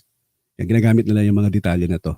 Basically, yung makikita nyo mga detalye dito are ginagamit lahat o yung summary ng mga to, ginagamit lahat to ng mga healthcare professionals in the US. Okay? Yan. Kasi naka-integrate na rin yung kanilang insurance, no? Doon sa kanilang medical, no? So ibig sabihin, pag nagki-claim sila ng insurance, ito yung mga bagay na to, yung mga report na to yung hinahanap. Okay? Just imagine kung wala pa to, it will take some days or it will take some time for a patient para makapag-claim simply because hindi pa available yung document niya or yung kanyang records. Pero now, once na ma-admit si patient, matik, no? Naka-link dito si medical insurance sa mga records na to, so makikita na real time, in some cases, makikita na real time ng mga insurance companies kung ano yung conditions or diagnosis para doon sa isang patient. So mabilis na. Ano, just imagine. Alright? Yan, para sa claims, tama, sabi ni RM. Di ba? Ganda nung may adapt din dito sa Pilipinas. Kasi ang una natin dapat ayusin yung healthcare, natin. yung healthcare insurance natin ang una dapat ayusin para ma-integrate ito sa atin. Kasi sa US or ibang bansa, Western countries, ano na medyo advanced na yung kanilang health insurance eh. So, ang ibig ko sabihin guys, no, as compared to wala pa to, it will take some days, no? It will take some time for a patient para makuha yung claims niya doon sa insurance or magbayad yung insurance company doon sa hospital or doon sa skilled nursing facility for this case. Wherein now, kapag nandito na to or ginagamit to ng isang skilled nursing facility, real time, the insurance company can check kung ano yung diagnosis, ano yung mga conditions, ano yung ICD-10, ano yung NTA, blah, blah, blah, ng isang patient right away. So wala na siyang dahilan para ma-delay yung payment para doon sa insurance. Yan. Yan, mabilis pa yan sa 2 to 3 days sana, sabi ni mas bibilis pa ba sa referral? Yan, sabi ni paano mo nasabi? 15 CPD year nga na ngayon after transition period plus limited ang CPD provider. Yes, yun ang isa pang concern, no? 15 CPD per year. Ang problema din kasi pati, di ba yung mga nasa abroad, kasi parang bibihira din yung nasa abroad na may provider ng CPD. Nahirapan yung mga license holder na nasa US or nasa ibang bansa, no? Para magpa-renew ng kanilang PRC license kasi required nga yung CPD units, di ba? Yan, mas marami din kasing na-scam sa claim sa US. Yes, no? Pero ito, real time, man. Ito yung kapangyarihan ng AI, guys. Okay? So, wala kayong karapatan na i-downplay yung kakayahan or pagiging reliable ng AI. Alright? Somebody must have asked which is more reliable, a lawyer or a ChatGPT. Of course, the response of ChatGPT will always be, of course, a lawyer will always be reliable. But, pag tinanong mo, sino ang mas reliable, generally speaking? Is it, ayoko na ituloy. Okay, tinan nyo yan. Tinan nyo. Yan, may summary siya. Yan. Yan. Ayan, pag clinic mo yung isang item, for example, okay. Again, the same copy yan ha. Pag ito ay tinignan ng isang insurance company, kung ano yung nakikita nyo rito, access, same. No, if they click, for example, ito, may medication pa. Naka-highlight kung ano yung mga medication, etc. Procedure. Kasi importante sa billing yan kung anong procedure yung gagamitin, kung anong type of health care yung gagamitin sa patient. Ayan. Of course, the ICD-10 are the codes for the billings. Yan, kasama yan. May mga points kasi yan. Okay? Saka yung NTA, may mga points yan. Ayan. Kita nyo ba, guys? Na-amaze ba kayo?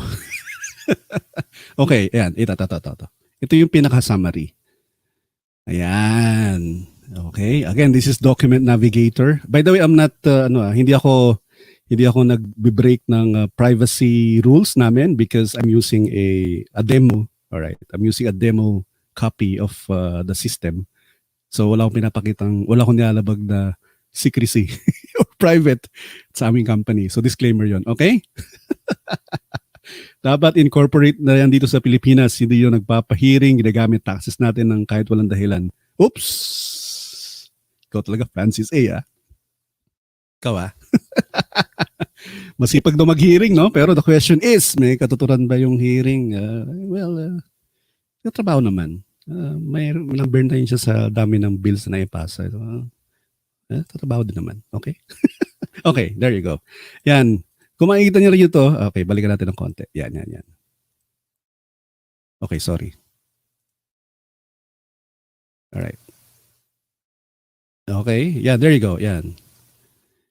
Kung makikita nyo rito, NTA, Nursing, SLP. Yan, si NTA, of course, may uncheck siya, di ba? So, pag nag-check ng nursing, ibig sabihin, this particular patient requires a nursing care. And then, kung SLP, of course, SLP, I think stands for something to do with speech. Ayan, there you go. Speech language pathologist. Kung nag-require ba yung patient ng pathologist pagdating sa speech language. Kasi, meron siyang, teka lang may cognitive impairment. Kayo! Yan. Kailangan pala ng SLP nung Alam mo yung ginagamit nila sa ano?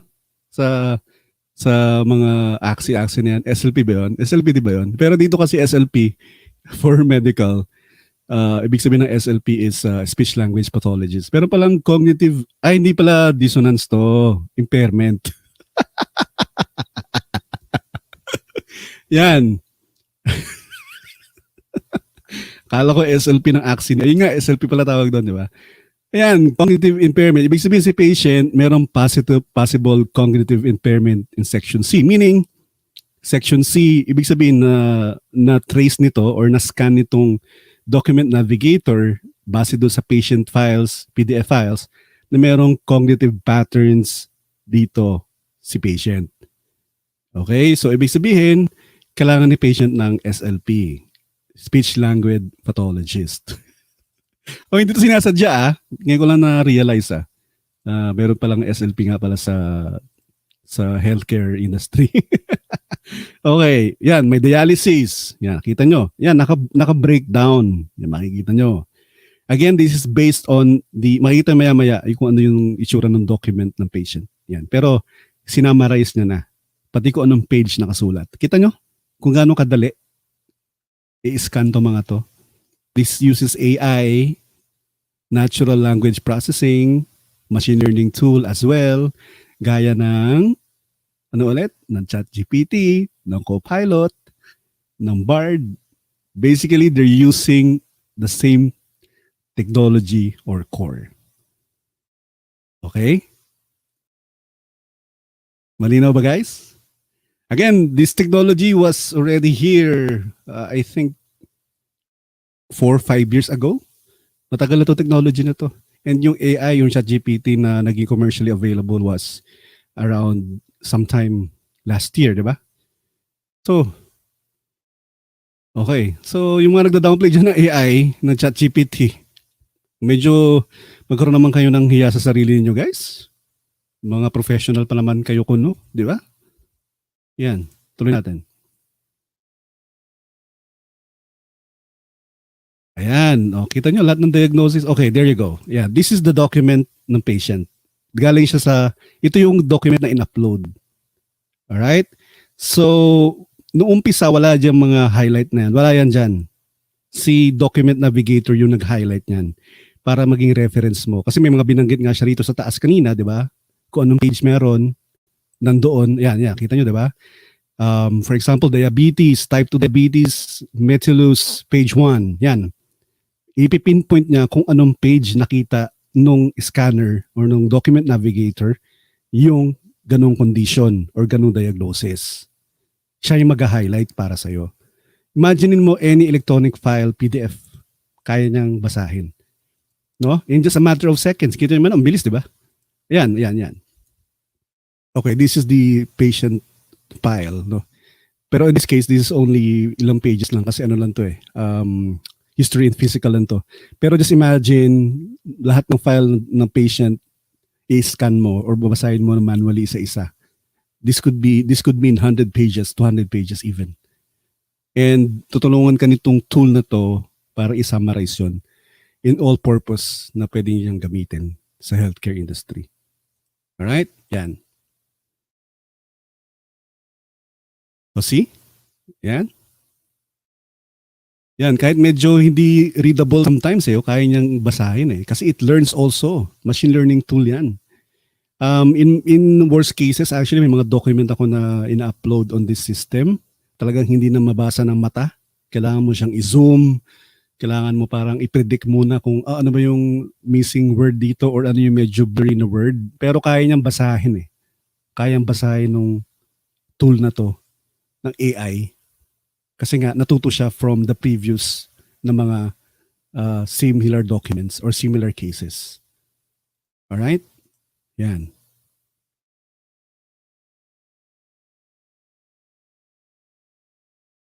Yan. Of course, that was BRRIT. So, Broad River Rehab IT. Yan. Sila isa sa mga premier na gumagamit nitong technology na to. Or ng AI technology. Sila isa sa mga nauna, actually. So meron na ibang mga companies na gumagamit rin ito, ibang company providers ng document navigator, iba lang yung tawag pero the same technology. Mas improved ng konti kay Broad River Rehab. Alright? So imagine niyo application, okay? Kanina pinag-uusapan natin sa law firm lang na industry or sa law industry lang, legal industry rather. Ngayon, medical industry. Kung gaano siya ka-helpful sa mga nagtatrabaho sa healthcare. 'Di ba? Again, do more with less. Kita niyo naman kanina, in-upload lang niya yung dalawang type of documents. 'Di ba? Ilang pages lang siya pero segundo may resulta na. Ako first-hand experience to. Pag 100 pages yan, usually it will take around 3 to 5 minutes. Mabilis pa rin. Imagine mo mano-mano mo gagawin yon bilang ikaw tao. Mano-manuhin mo yon. No? Basahin mo yung 100 pages na yon tapos i-highlight mo yung mga diagnosis na nakita mo, i-analyze mo isa-isa tapos gawa mo ng summary like this. Tingin mo ilang oras or probably ilang araw matatapos. O sige, pagbigyan natin oras. Sige, kaya pagbigyan. Sige, palagay natin mga 3-4 hours na kayang gawin ng ilang minuto, ilang segundo ng isang IT. Hindi ka ba matutuwa? Siyempre, kailangan nandiyan ka pa rin para i-analyze. 'Di ba? Kasi nga, machine learning tool to, posibleng may mga possible errors kasi it's continue to learn, 'di ba? Kung may mga errors, at least mapipinpoint mo doon sa programmer, doon sa developer, uy, itong sinasabi dito, correct mo yung sa programming, etc. Pero again, it learns by itself. So the more documents na nababasa niya, the more na i-adjust yung sarili niya para i-correct. Alright? Okay.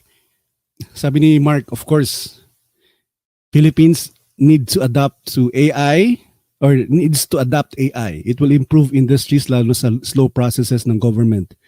Marami pa namang mga sanga-sanga na agencies na hindi updated sa tech, sa DepEd. Well, kasama na din dyan yung sa GSIS, no? Kasi yung isang vlogger dyan, sinasabi na nawala daw yung contributions ng mga teachers sa GSIS. Nagkaroon lang ng problem naman with the remittance or nagkaroon ng problem sa transmission. Tapos sasabihin na wala yung pondo or nawala yung contributions nila. Ang nagkamali doon GSIS. Problema na system between DepEd and GSIS, which they recognized. So ibig sabihin, kailangan nila improve din, 'di ba? Yeah, for example, in my case, no, for example, mag-check ako ng SSS contributions or sa mga tax, no. Hindi pa rin mahirap eh. Isa lang yata yung tawag dito server eh. I don't know. Ang AI like ChatGPT and Bard parang na-merge lang na source, kasama na dyan yung thesaurus, dictionary, search engine, encyclopedia, etc. And by the way, just to correct some vlogger, ChatGPT is not a web crawler per se. Okay? Hindi yan nag-search ng information sa internet or crawler lang ng internet. No. Meron nga yung sariling bot na ginagawa yun para sa kanya. Again, the keyword is natural language processing. No, the more that you give him, the more that it researches, the more na mas natututo siya. Yan, matagal na ang OCR, optical character recognition, pero ngayon di na kailangan i-scan ng file with OCR enabled. Kaya ng AI na mag-translate ng image or docs to readable text. Yes, totoo yan RM, no? Kasi ang OCR, by the way, yun yung mga images na, for example, may in-scan ka, tapos pinaste mo or pinicturean mo, halimbawa, yan, OCR yan eh. Kailangan ng OCR recognition dyan eh. Kapag halimbawa yung isang document, pinicturean mo, tapos kinonvert mo siya sa PDF, di ba? Kailangan ng before kailangan pa ng technology para mabasa ang isang OCR. Pero ngayon, no, they can na, no? AI can translate, can read yung mga images or documents para gawin yung readable text. Yan. So, na-amazed na ba kayo? Isa pa, no? I-testing din natin si ChatGPT tsaka si CoPilot, yung kapatid niya. Di ba? Subukan natin guys, ready ba kayo? Subukan natin sa math. Simple math na naman. Okay, next Galaxy Samsung phone pala ay may AI engine sa device plus connection to other AI. Isa sa mga features is live text call audio translation gamit na gamit sa international travel. O, diba? Kaya nakita ko nga yung commercial nila, Mark Sings, pero I haven't really parang give so much attention. Pero na-amaze lang ko nung lumabas yung ad. Wow. Galing ha. Yan. So, ready na ba kayo? Parang di ata kayo ready eh. Yan, ready na ba kayo? Okay, may papakita tayo na. Okay. Ito, subukan natin si Bard sa math. Not si Bard, sorry. Si ChatGPT, tsaka si CoPilot. Yan, tingnan natin kung parehas siya magiging sagot nila. Yan. Yan. Kasi again guys, si free version ng ChatGPT still uses 3.5 while si CoPilot is already using ChatGPT 4 sa equivalent. Okay? So, kuha tayo ng isang problem. Ayan. Okay. By the way, sa mga Windows users dyan, ayan, speaking of OCR, yan, sabi nga ni RM kanina, yan, sabi ni RM, yan, nakakabasa na daw nakatakot din yung output ng Midjourney. Grabe, ang galing. Text prompts lang, tapos may graphic output na. O, di ba? 1 plus 1 plus. Yan. Gamitin ng 5 senses. 1 plus 1. Anong sagot? Nagdalo isipin. Ayan, yung sinabi ni kanina, RM. Kasi meron tayo features sa Windows, kung Windows users ka, meron tayong Power Toys. Alam niyo ba yung Power Toys? Si Power Toys, isa sa mga features niya, for example, meron kang pinicturan, no? May pinicturan ka halimbawa na text. For example, document. May pinicturan kang document. Tapos, syempre, kailangan mo yung document para i-convert sa text, di ba? So, si Power Toys, pag in-upload mo yung picture sa computer mo, pwede mo siyang gamitin para i-scan yung picture na may nagko-contain ng text, and then yung ma-scan mo sa kanya, pwede mo siya i-convert to text. Yan. FYI lang.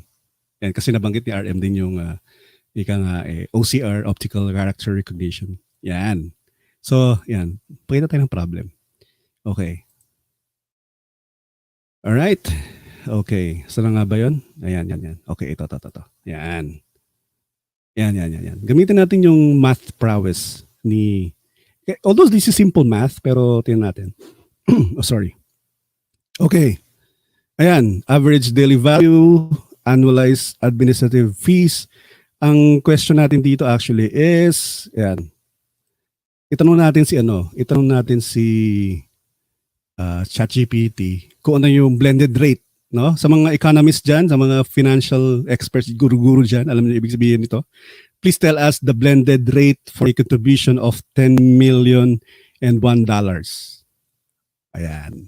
Okay, ito yung mga daily value. And then, of course, ito yung annualized administrative fees. The first 500,000 is 0.60%. The second one is 0.30%. The next 1.5 million is 0.20%. The next 2.5 is 0.15.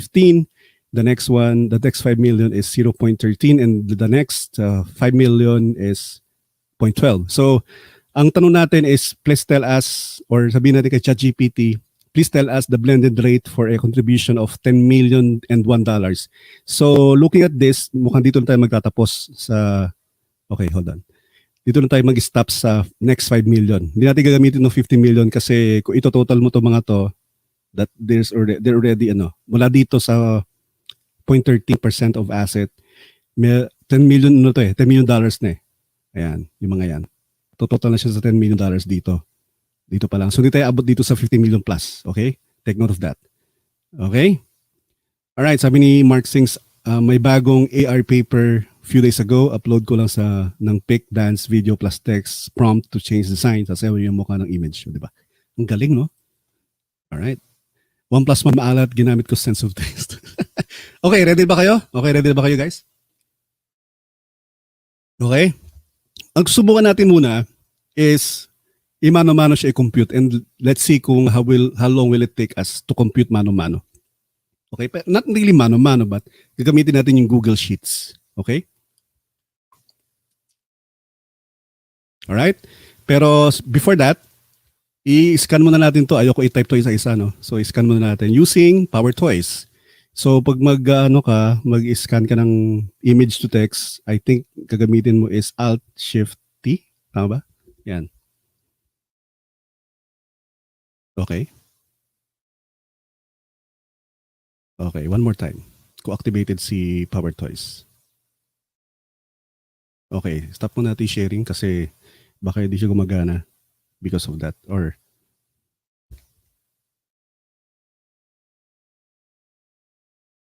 ano pala, start. Ayan, kinopya ko na siya. Okay. Kinapi ko na and i-share ko yung aking, ano pala, start, shift, and T.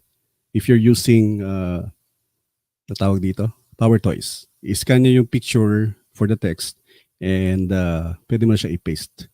Okay. Alright? Okay. Yan. I-paste natin kay ito. Ito yung tanong ko kanina, di ba? Please tell us the blended rate for a contribution of 10 million and $1. Okay. I-paste natin. Alt S, paste special, values only. Yan. Okay, there you go. Ulitan ko ng konti. Okay, there you go. So, kuha si average daily value, pero i-format mo muna to. Yan, i-format mo muna para pumasok doon sa requirement mo. Okay. Okay, let's still format this one. Okay, lagay mo natin dito siya. Ayan. And then, balikan natin yung picture kung tama. Of course, hindi siya ganun ka-perfect. May mga ano pa rin siya. May mga konting pagkukulang, pero at least, nakatulong. Nakatulong at least, di ba? Okay. I know this is boring, guys, pero trust me. Tingnan natin kung kaya ni ChatGPT or ni CoPilot sagutin to mga tanong na to. Okay, format mo natin. Okay. Yan. Okay. And double check ko lang yung tama ba yung values na lagay niya. First 500,000, next 500,000, next 1.5 million, 2.5 million, 5 million, and the last one is 15 million. Okay. Pero not necessary na si 15 million, pero isama na rin natin para just to be sure. Okay? And 10% daw si 10 million. Okay. There you go. Okay. Siyempre, para makompute natin dito using itong si Google Sheet. Kita nyo ba, guys?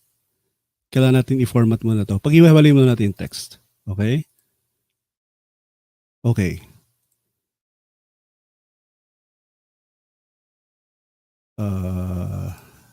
Okay, there you go. Pag-iwalay muna natin siya. No? Kasi pag hindi natin siya pinag-iwalay, yan, hindi natin makukompute yung value sa formula na gagamitin natin. Okay. Okay, hold on. Here we go. Okay.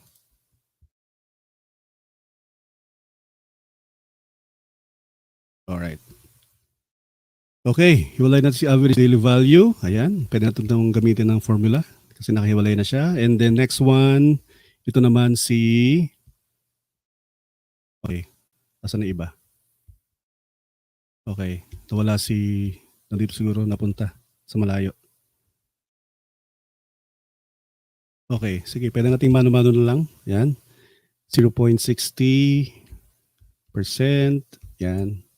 Okay, there you go. The next one is 0.30%. Okay. The next one is 0.20. Ayan. Huwag kayo mabore, guys, ha? Okay, next one is 0.15. All right. And then next one is 0.13%. Sorry, 13. All right. Then next one is 0.12 and the last one is 0.10. Okay. All right, there you go. Yan, pwede na to. Pwede na natin itong mano-mano to. Again, imamano-mano muna natin, ha, para yan, imamano-mano muna natin para tingnan natin kung tama ba si si ChatGPT or si Pilot. All right? Okay, again, the question is, all right, please tell us the blended rate of a contribution of 10 million and $1. Okay, again, this is the average daily value for the first contribution, that's 500,000. The next one is 500, so on and so forth. And then yung annualized administrative fees are here. Okay? Gising pa ba kayo, guys? All right. Administrative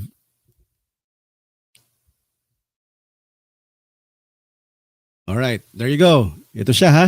Yung corresponding niya, yan. 500,000, 0.60. Next 500,000 is 0.30, etc. etc. Okay? Are you still there? Ayan. Hoy, sarap maging master sa Excel. Hindi naman. Marunong lang tayo. Yan, text to columns. Ayan. O, diba? Sarap, no? Marunong ka sa Excel, no? File handler, I'm good. Hello there, file handler. Good morning. Sige lang, file handler. Maraming salamat sa offer. Pwede sa akin 7-up. Hello, si Chibi, madalas gamitin itong Excel. Baka meron silang app for that eh. O meron silang books na for their bookkeeping, di ba? Yan. Tulog na lahat. O sige, good. Tulog na lahat. Hindi makikita yung kapalpakan natin dito. Okay. Okay, for the blended rate, ano bang formula? Ano ba una natin gagamitin? Kukunin. Of course, we're gonna get the rate for each one. Okay? So, ibig sabihin, yan, i-kunin mo natin yung rate for each rate or percentage rate for each category. Okay? For us to get that, yan, kunin mo natin to. Yan. 500,000 times 0.60. Okay, so on and so forth. There you go. Meron pa ba? 1, 2, 3, yan. Meron pa yata isa, wala na.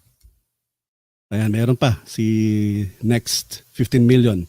Okay, nakuha na natin siya. Again, the formula that we used was multiply the value to the annualized administrative fee. Yan. So, ito na yun. 500,000 times 0.60. Alright. So, again, hanggang dito lang tayo. Kasi 10 million na naman yung limit na ibibigay niya. 10 million and $1 eh. So, dito lang tayo guys. Okay? Yan. So, although kinuha natin lahat, pero hanggang dito lang. 6. Okay? Hanggang sa next 500 million. Okay? Again, this is the amount that we're looking at. Okay? 10 million and $1. Okay? Yun ang inihingi. Nalagay naman natin siya rito. Okay? Ayan. So, para makuha natin to, ang gagawin natin is that we're gonna add everything. Hanggang dito lang. Yan. We're gonna add everything. Pero, take note, since this is $10 million and 1, so maglalagay tayo dito ng value of, kasi may $1 na matitira sa 10 million, di ba? So, maglalagay tayo dito ng value of $1. Kasi kung ito total mo to, yan, isum natin to, yan, that's already 10 million. Take note. Okay? 10 million na siya hanggang dito. So, ang next mo na 500,000 amount, or 5 million, sorry, na amount is 0.12%. So, may matitira ka $1. So, you're gonna multiply. Alright? Talagyan na natin ito ng okay. This is 1, 2, 3, 4, 5, 6. Hanggang 6 lang tayo. So, 1, 2, 3, 4, 5, 6. So, pagdating dito, sa point na to, yan, kasi $1 naman yung i-contribute niya na matitira, gagamitin natin dito is $1 or equals 1 times 0.12 because this is yung matitira. Ito yung limit niya. Ito yung naging limit. So, ang value niya is, okay. Again, $1 times, okay, ulit ha. Yan. Ang value niya is 0.0012 na $1. That's the amount. So, ang total nito, ang gagawin natin, we're gonna total up to here, dun sa yellow na naka-highlight. Kunin natin yung value niya for us to get the blended rate for a contribution of 10 million and $1. We're gonna total this one hanggang sa may naka-highlight, which is the $1 na natira. So, ito yung total niya. Okay? So, we're gonna divide this one dun sa overall contribution, which is 10 million $1. Okay? So, ang lalabas dyan, makukuha natin blended rate by doing that. Okay? So, divide this one. Okay. So, para mas maging percent siya, of course, you need to multiply this by 100. Or better, para diretso sagot, palitan natin yung formula. Okay. Beat 20, yan, which is $17,750 divided by $10 million in 1. Yan, para diretso na. Huwag na tayo mag-times 100 dun sa sunod na cell. I-times 100 agad natin para makuha natin percentage. Okay, there you go. That's our answer. Okay? Gets ba? Ilang minutes yun? Nandiyan ba kayo? Yan, sorry. I-scroll down natin. Ito na. Yan. Okay?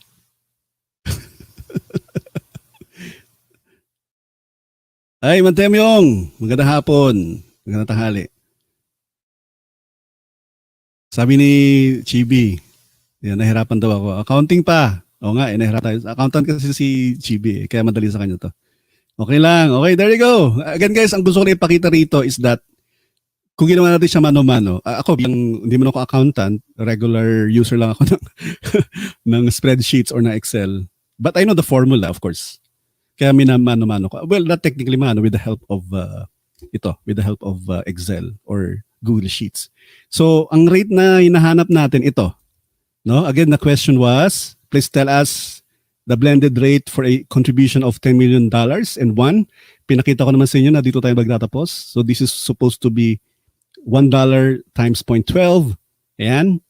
And the total of up to this is $17,750. So you're going to have to divide this one to this one. And then, of course, for you to get the percentage, multiply it by 100. So ang sagot ay 0.177499, or we can say 0.177. Tama ba, Chibi? Pwede natin sabihin to na 0.1775%. Matag 18 ka. Hindi, ito tama tayo. Palitan natin ng ano. Yan, ganito. Kasi kailangan ko i-format yung yung decimal points. Yan, dapat ito yung sagot, no? Yeah, tama? Tama ba, Chibi? Ito dapat yung sagot, no? For the annual blended rate, di ba? Tama ba? Okay. Nandiyan pa ba kayo? Power! Okay. Yan, again, mano-mano to, no? Mano-mano natin ginawa. So it took us a few minutes. Medyo, syempre, for the sake of presentation, medyo talagang pinakita natin isa-isa. Oo, manok na kay Chito. Pero ito yung sagot. Yan, we're looking at the key answer, or this is supposed to be 0.1775% para doon sa ating question, no? Na please tell us the blended rate for a contribution of $10 million and $1. Okay? Alright, so tanungin natin muna si 10 minutes versus 10 seconds. Bahala kayo dyan, magalan siya. Power! Gagawa ni yan, Visual Basic. Automate lahat yan. Pero syempre, pag lagi mo na ginagawa to, i-automate mo na rin. Ikaw na magkalagay ng details. Pinakita ko lang, for example, kung first time mo siyang gagawin. If, for example, tinanong ko ng boss mo, wala naman sa task mo to usually, or wala sa system ninyo yung ganitong tanong, syempre, imamano-mano mo siya, ang tendency. Unless, ginagawa mo na siya palagi, maglalagay ka na dyan ng, gagawa ka na ng workbook or sheet na i-automate na yung sagot base dun sa answers mo. Ikaw na mag-fill ng details. Pero hala ka doon, may katawa na talaga. Sige, okay lang yun, di mo na accountant eh. Pero anyway, yan, 10 minutes versus 10 seconds. Tingnan natin, unahin natin si... Okay, again guys take note, ang ating sagot is 17.75%. 0.775%. 0.1775%. Yan ang sagot. Okay? Alright. So, sagot, tanungin natin. Unahin na si CoPilot. Yan. Unahin natin si CoPilot. Okay? Yan. CoPilot, pasok. Okay. Sige. Ito, kopyahin natin yung sinabi dun sa CoPilot, pasok. Okay? Here we go. Ready ka na ba, CoPilot? Say yes, sir. Okay, share natin si CoPilot. Alright. Again, si CoPilot is free sa Windows 11. No? Naka-integrate na rin siya sa, kapag naka-Windows 10 ka, naka-integrate na rin siya sa browser na Edge. Okay? Okay.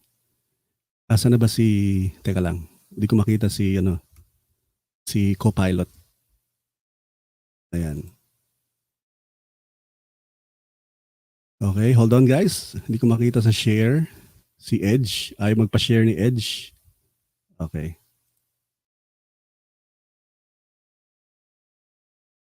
Ayan, ito na yata. Okay, one more time. Bakit ayaw mong ito. May naka-open pala ako na PDF. Okay. Open natin si CoPilot. Kita nyo ba? Ayan. Again, same question ha. Alright. Same question. Nung kanina. Okay. Ito. Okay, same question. I'm just gonna copy from the sheet kanina, yung question and the details. Ilalagay ko doon. Alright. So here we go. Copy and then paste. Alright.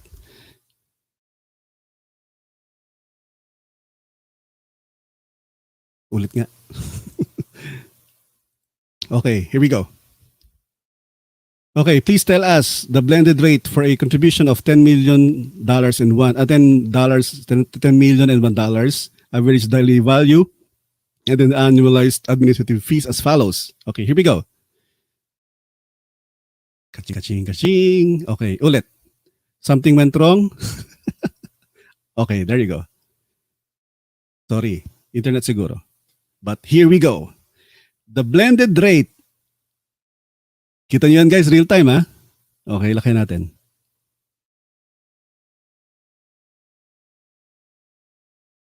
Okay. The blended rate for a contribution of $10 million can be calculated by applying the respective annualized administrative fees for each portion. Okay, which we did, no? Okay. Sabi dito, for first 500,000, the fee is 0.60. Ginawa natin yan kasi multiply natin si 500,000 to 0.60 for the remaining amount, which is $10 million. Okay. All right. Okay, hindi pa tapos tong sagot niya. Please note that the contribution amount you provided is less than the amount covered by the fee schedule, so the fee of 10% applies to negative balance. This means to be a mistake. Okay, please check the contribution amount and try again. If the contribution amount is correct, then the schedule might not be adjusted. Might need to be adjusted. Okay. Answers, please. Okay, here we go.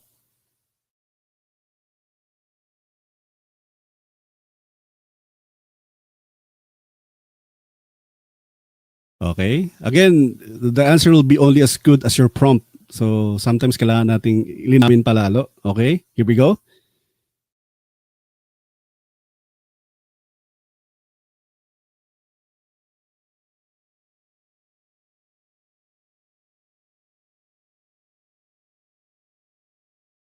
Ooh. Okay. Kita nyo ba? Paano ko malalakihan to? Paano ko ba i-zoom to? Ayaw mo zoom eh. Okay, kita nyo ba yung sagot niya? Ang sagot niya is also ito.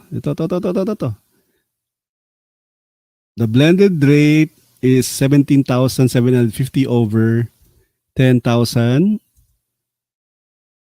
$10 million $1 or 17 or 0.001775 or 0.1775%.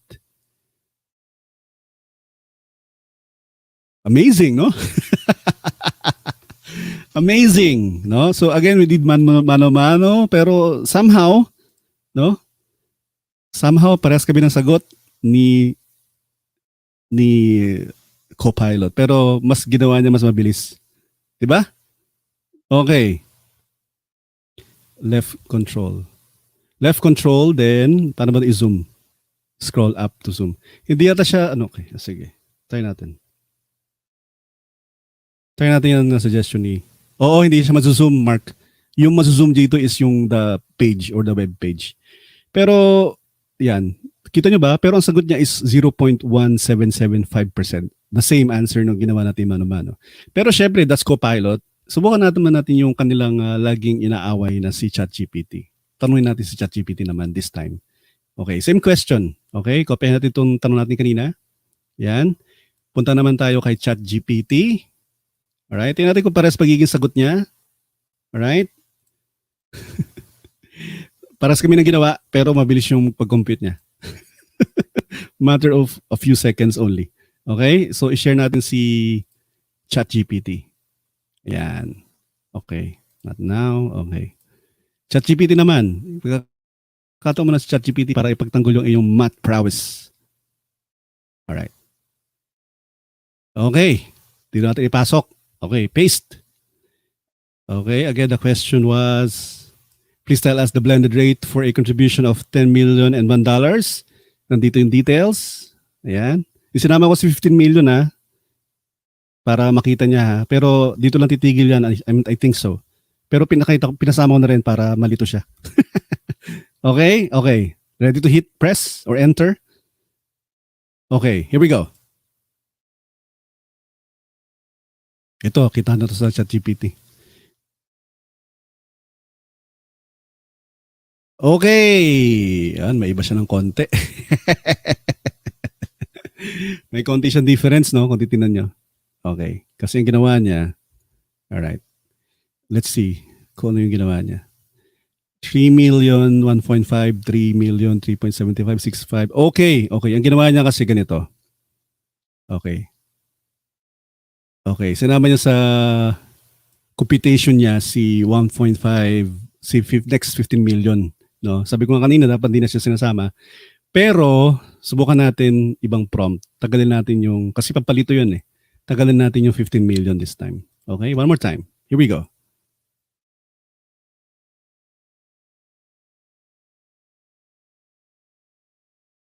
Okay. Kung nakita nyo may difference, no? Si 0.2375 yung sagot niya. Kasi, in-interpret niya si next 15 million as part of, yan, sinama niya yung last na 5 million, pero dapat hindi. Ayan, alright? Kasi ang interpretation natin, one more time, okay? Again, our interpretation is this. Dapat, kasi may butal siya na $1, dito dapat siya papasok. Yan. Ito dapat siya. Yan, dito sa next 5 million, kasi ito pag tinotal mo itong mga to, 10 million na yan eh, no? Ang magiging butal niya na 1 million kasi next 5 million, dito siya papasok as $1 times 0.12%, thus, this is 0.012. Alright? So, ang ginawa ni ChatGPT this time, kung titignan ninyo, yan. Ang ginawa niya, si 5 million, itong si 5 million na to, yan, tinamis 0.12 niya, hindi yung $1 na butal. That's why ito yung lumabas. Pero, you know, the formula is correct. The way it was presented, tama, no? I think nagkakaroon na ng konting misinterpretation dito. So, ano tingin niyo sa mga accountant dyan? Tama ba? Tama ba interpretation ko o tama interpretation ni ChatGPT? Ayan. Alright? So, kasi may mag-dispute ng mga financial experts dyan na dapat hindi $1, kundi dapat 5 million din kasi next 5 million yung magiging ano mo eh. Although it's only $1, you know?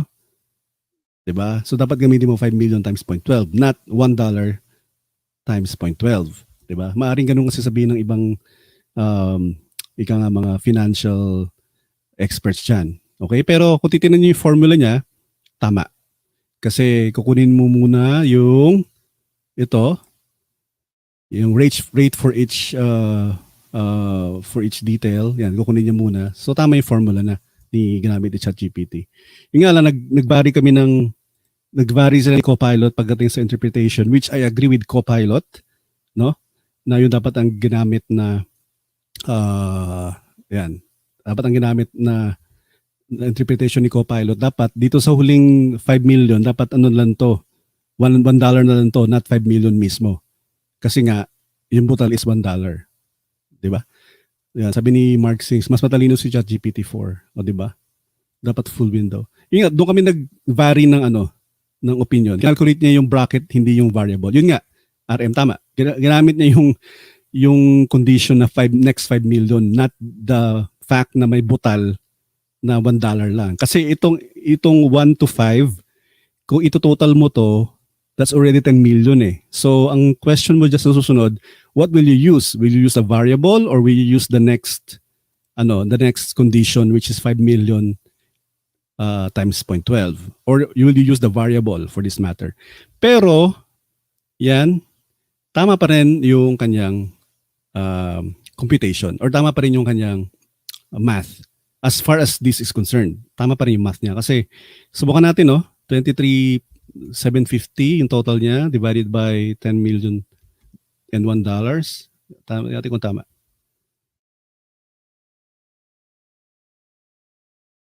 Yeah, no? Tama yung kanyang computation ng 0.2375. Sabi pa nga niya dito, the same, no? Yan. Pag decimal, that's 0.002375. Alright? So, nag-vary kami, parehas ni CoPilot sa interpretation ng data na dapat variable na lang na $1 yung gamitin instead of the next bracket, which is 5 million.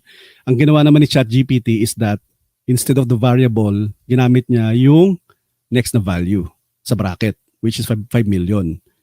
No? So, pero kung tama yung computation niya, kasi yan, tama yung kanyang ginamit na formula and computation.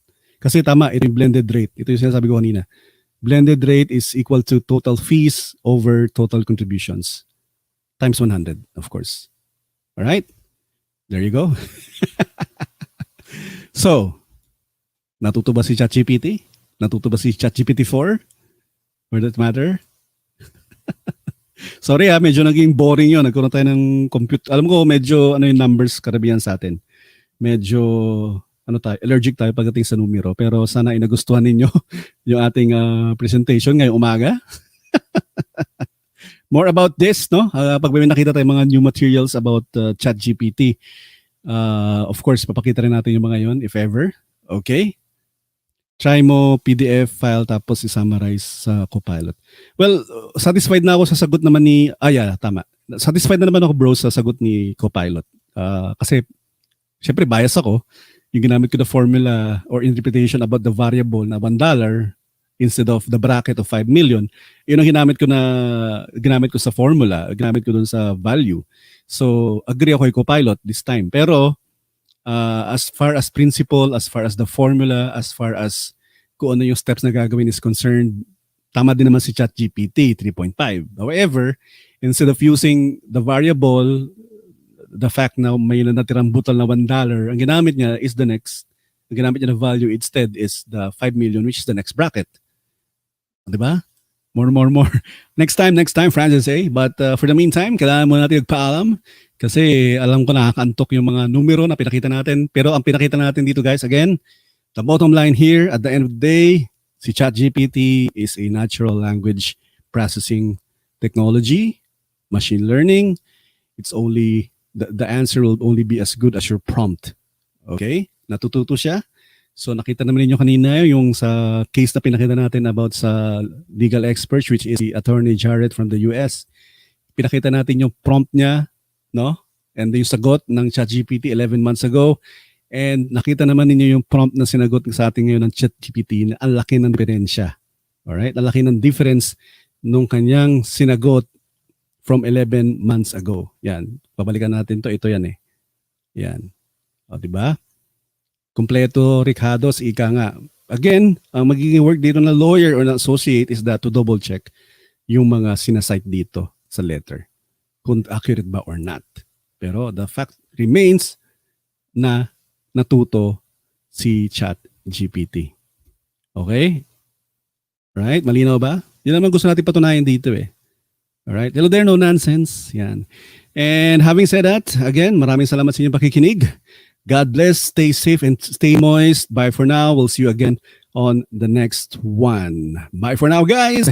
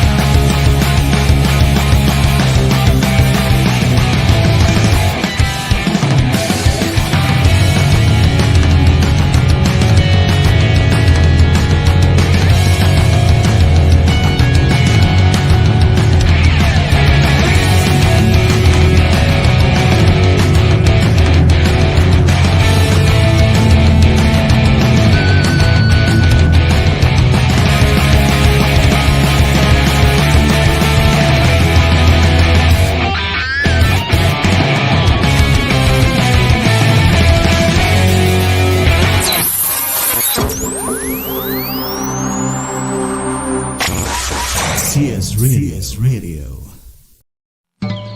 Balat sibuyas ka, social media ang taguan. Diyos na buhay ang takbuhan. Ang pundasyon sa tamang pagtanggol. Tulfonatics Premium Vlog Starter Feeds. Siksik sa cloud chasing para lumaking mangmang, pabigat at palaging iyakin. Dahil troll at iyakin silang bata. Pag kulang sa pansin stage na sila, Tulfonatics Vlog Starter Feeds.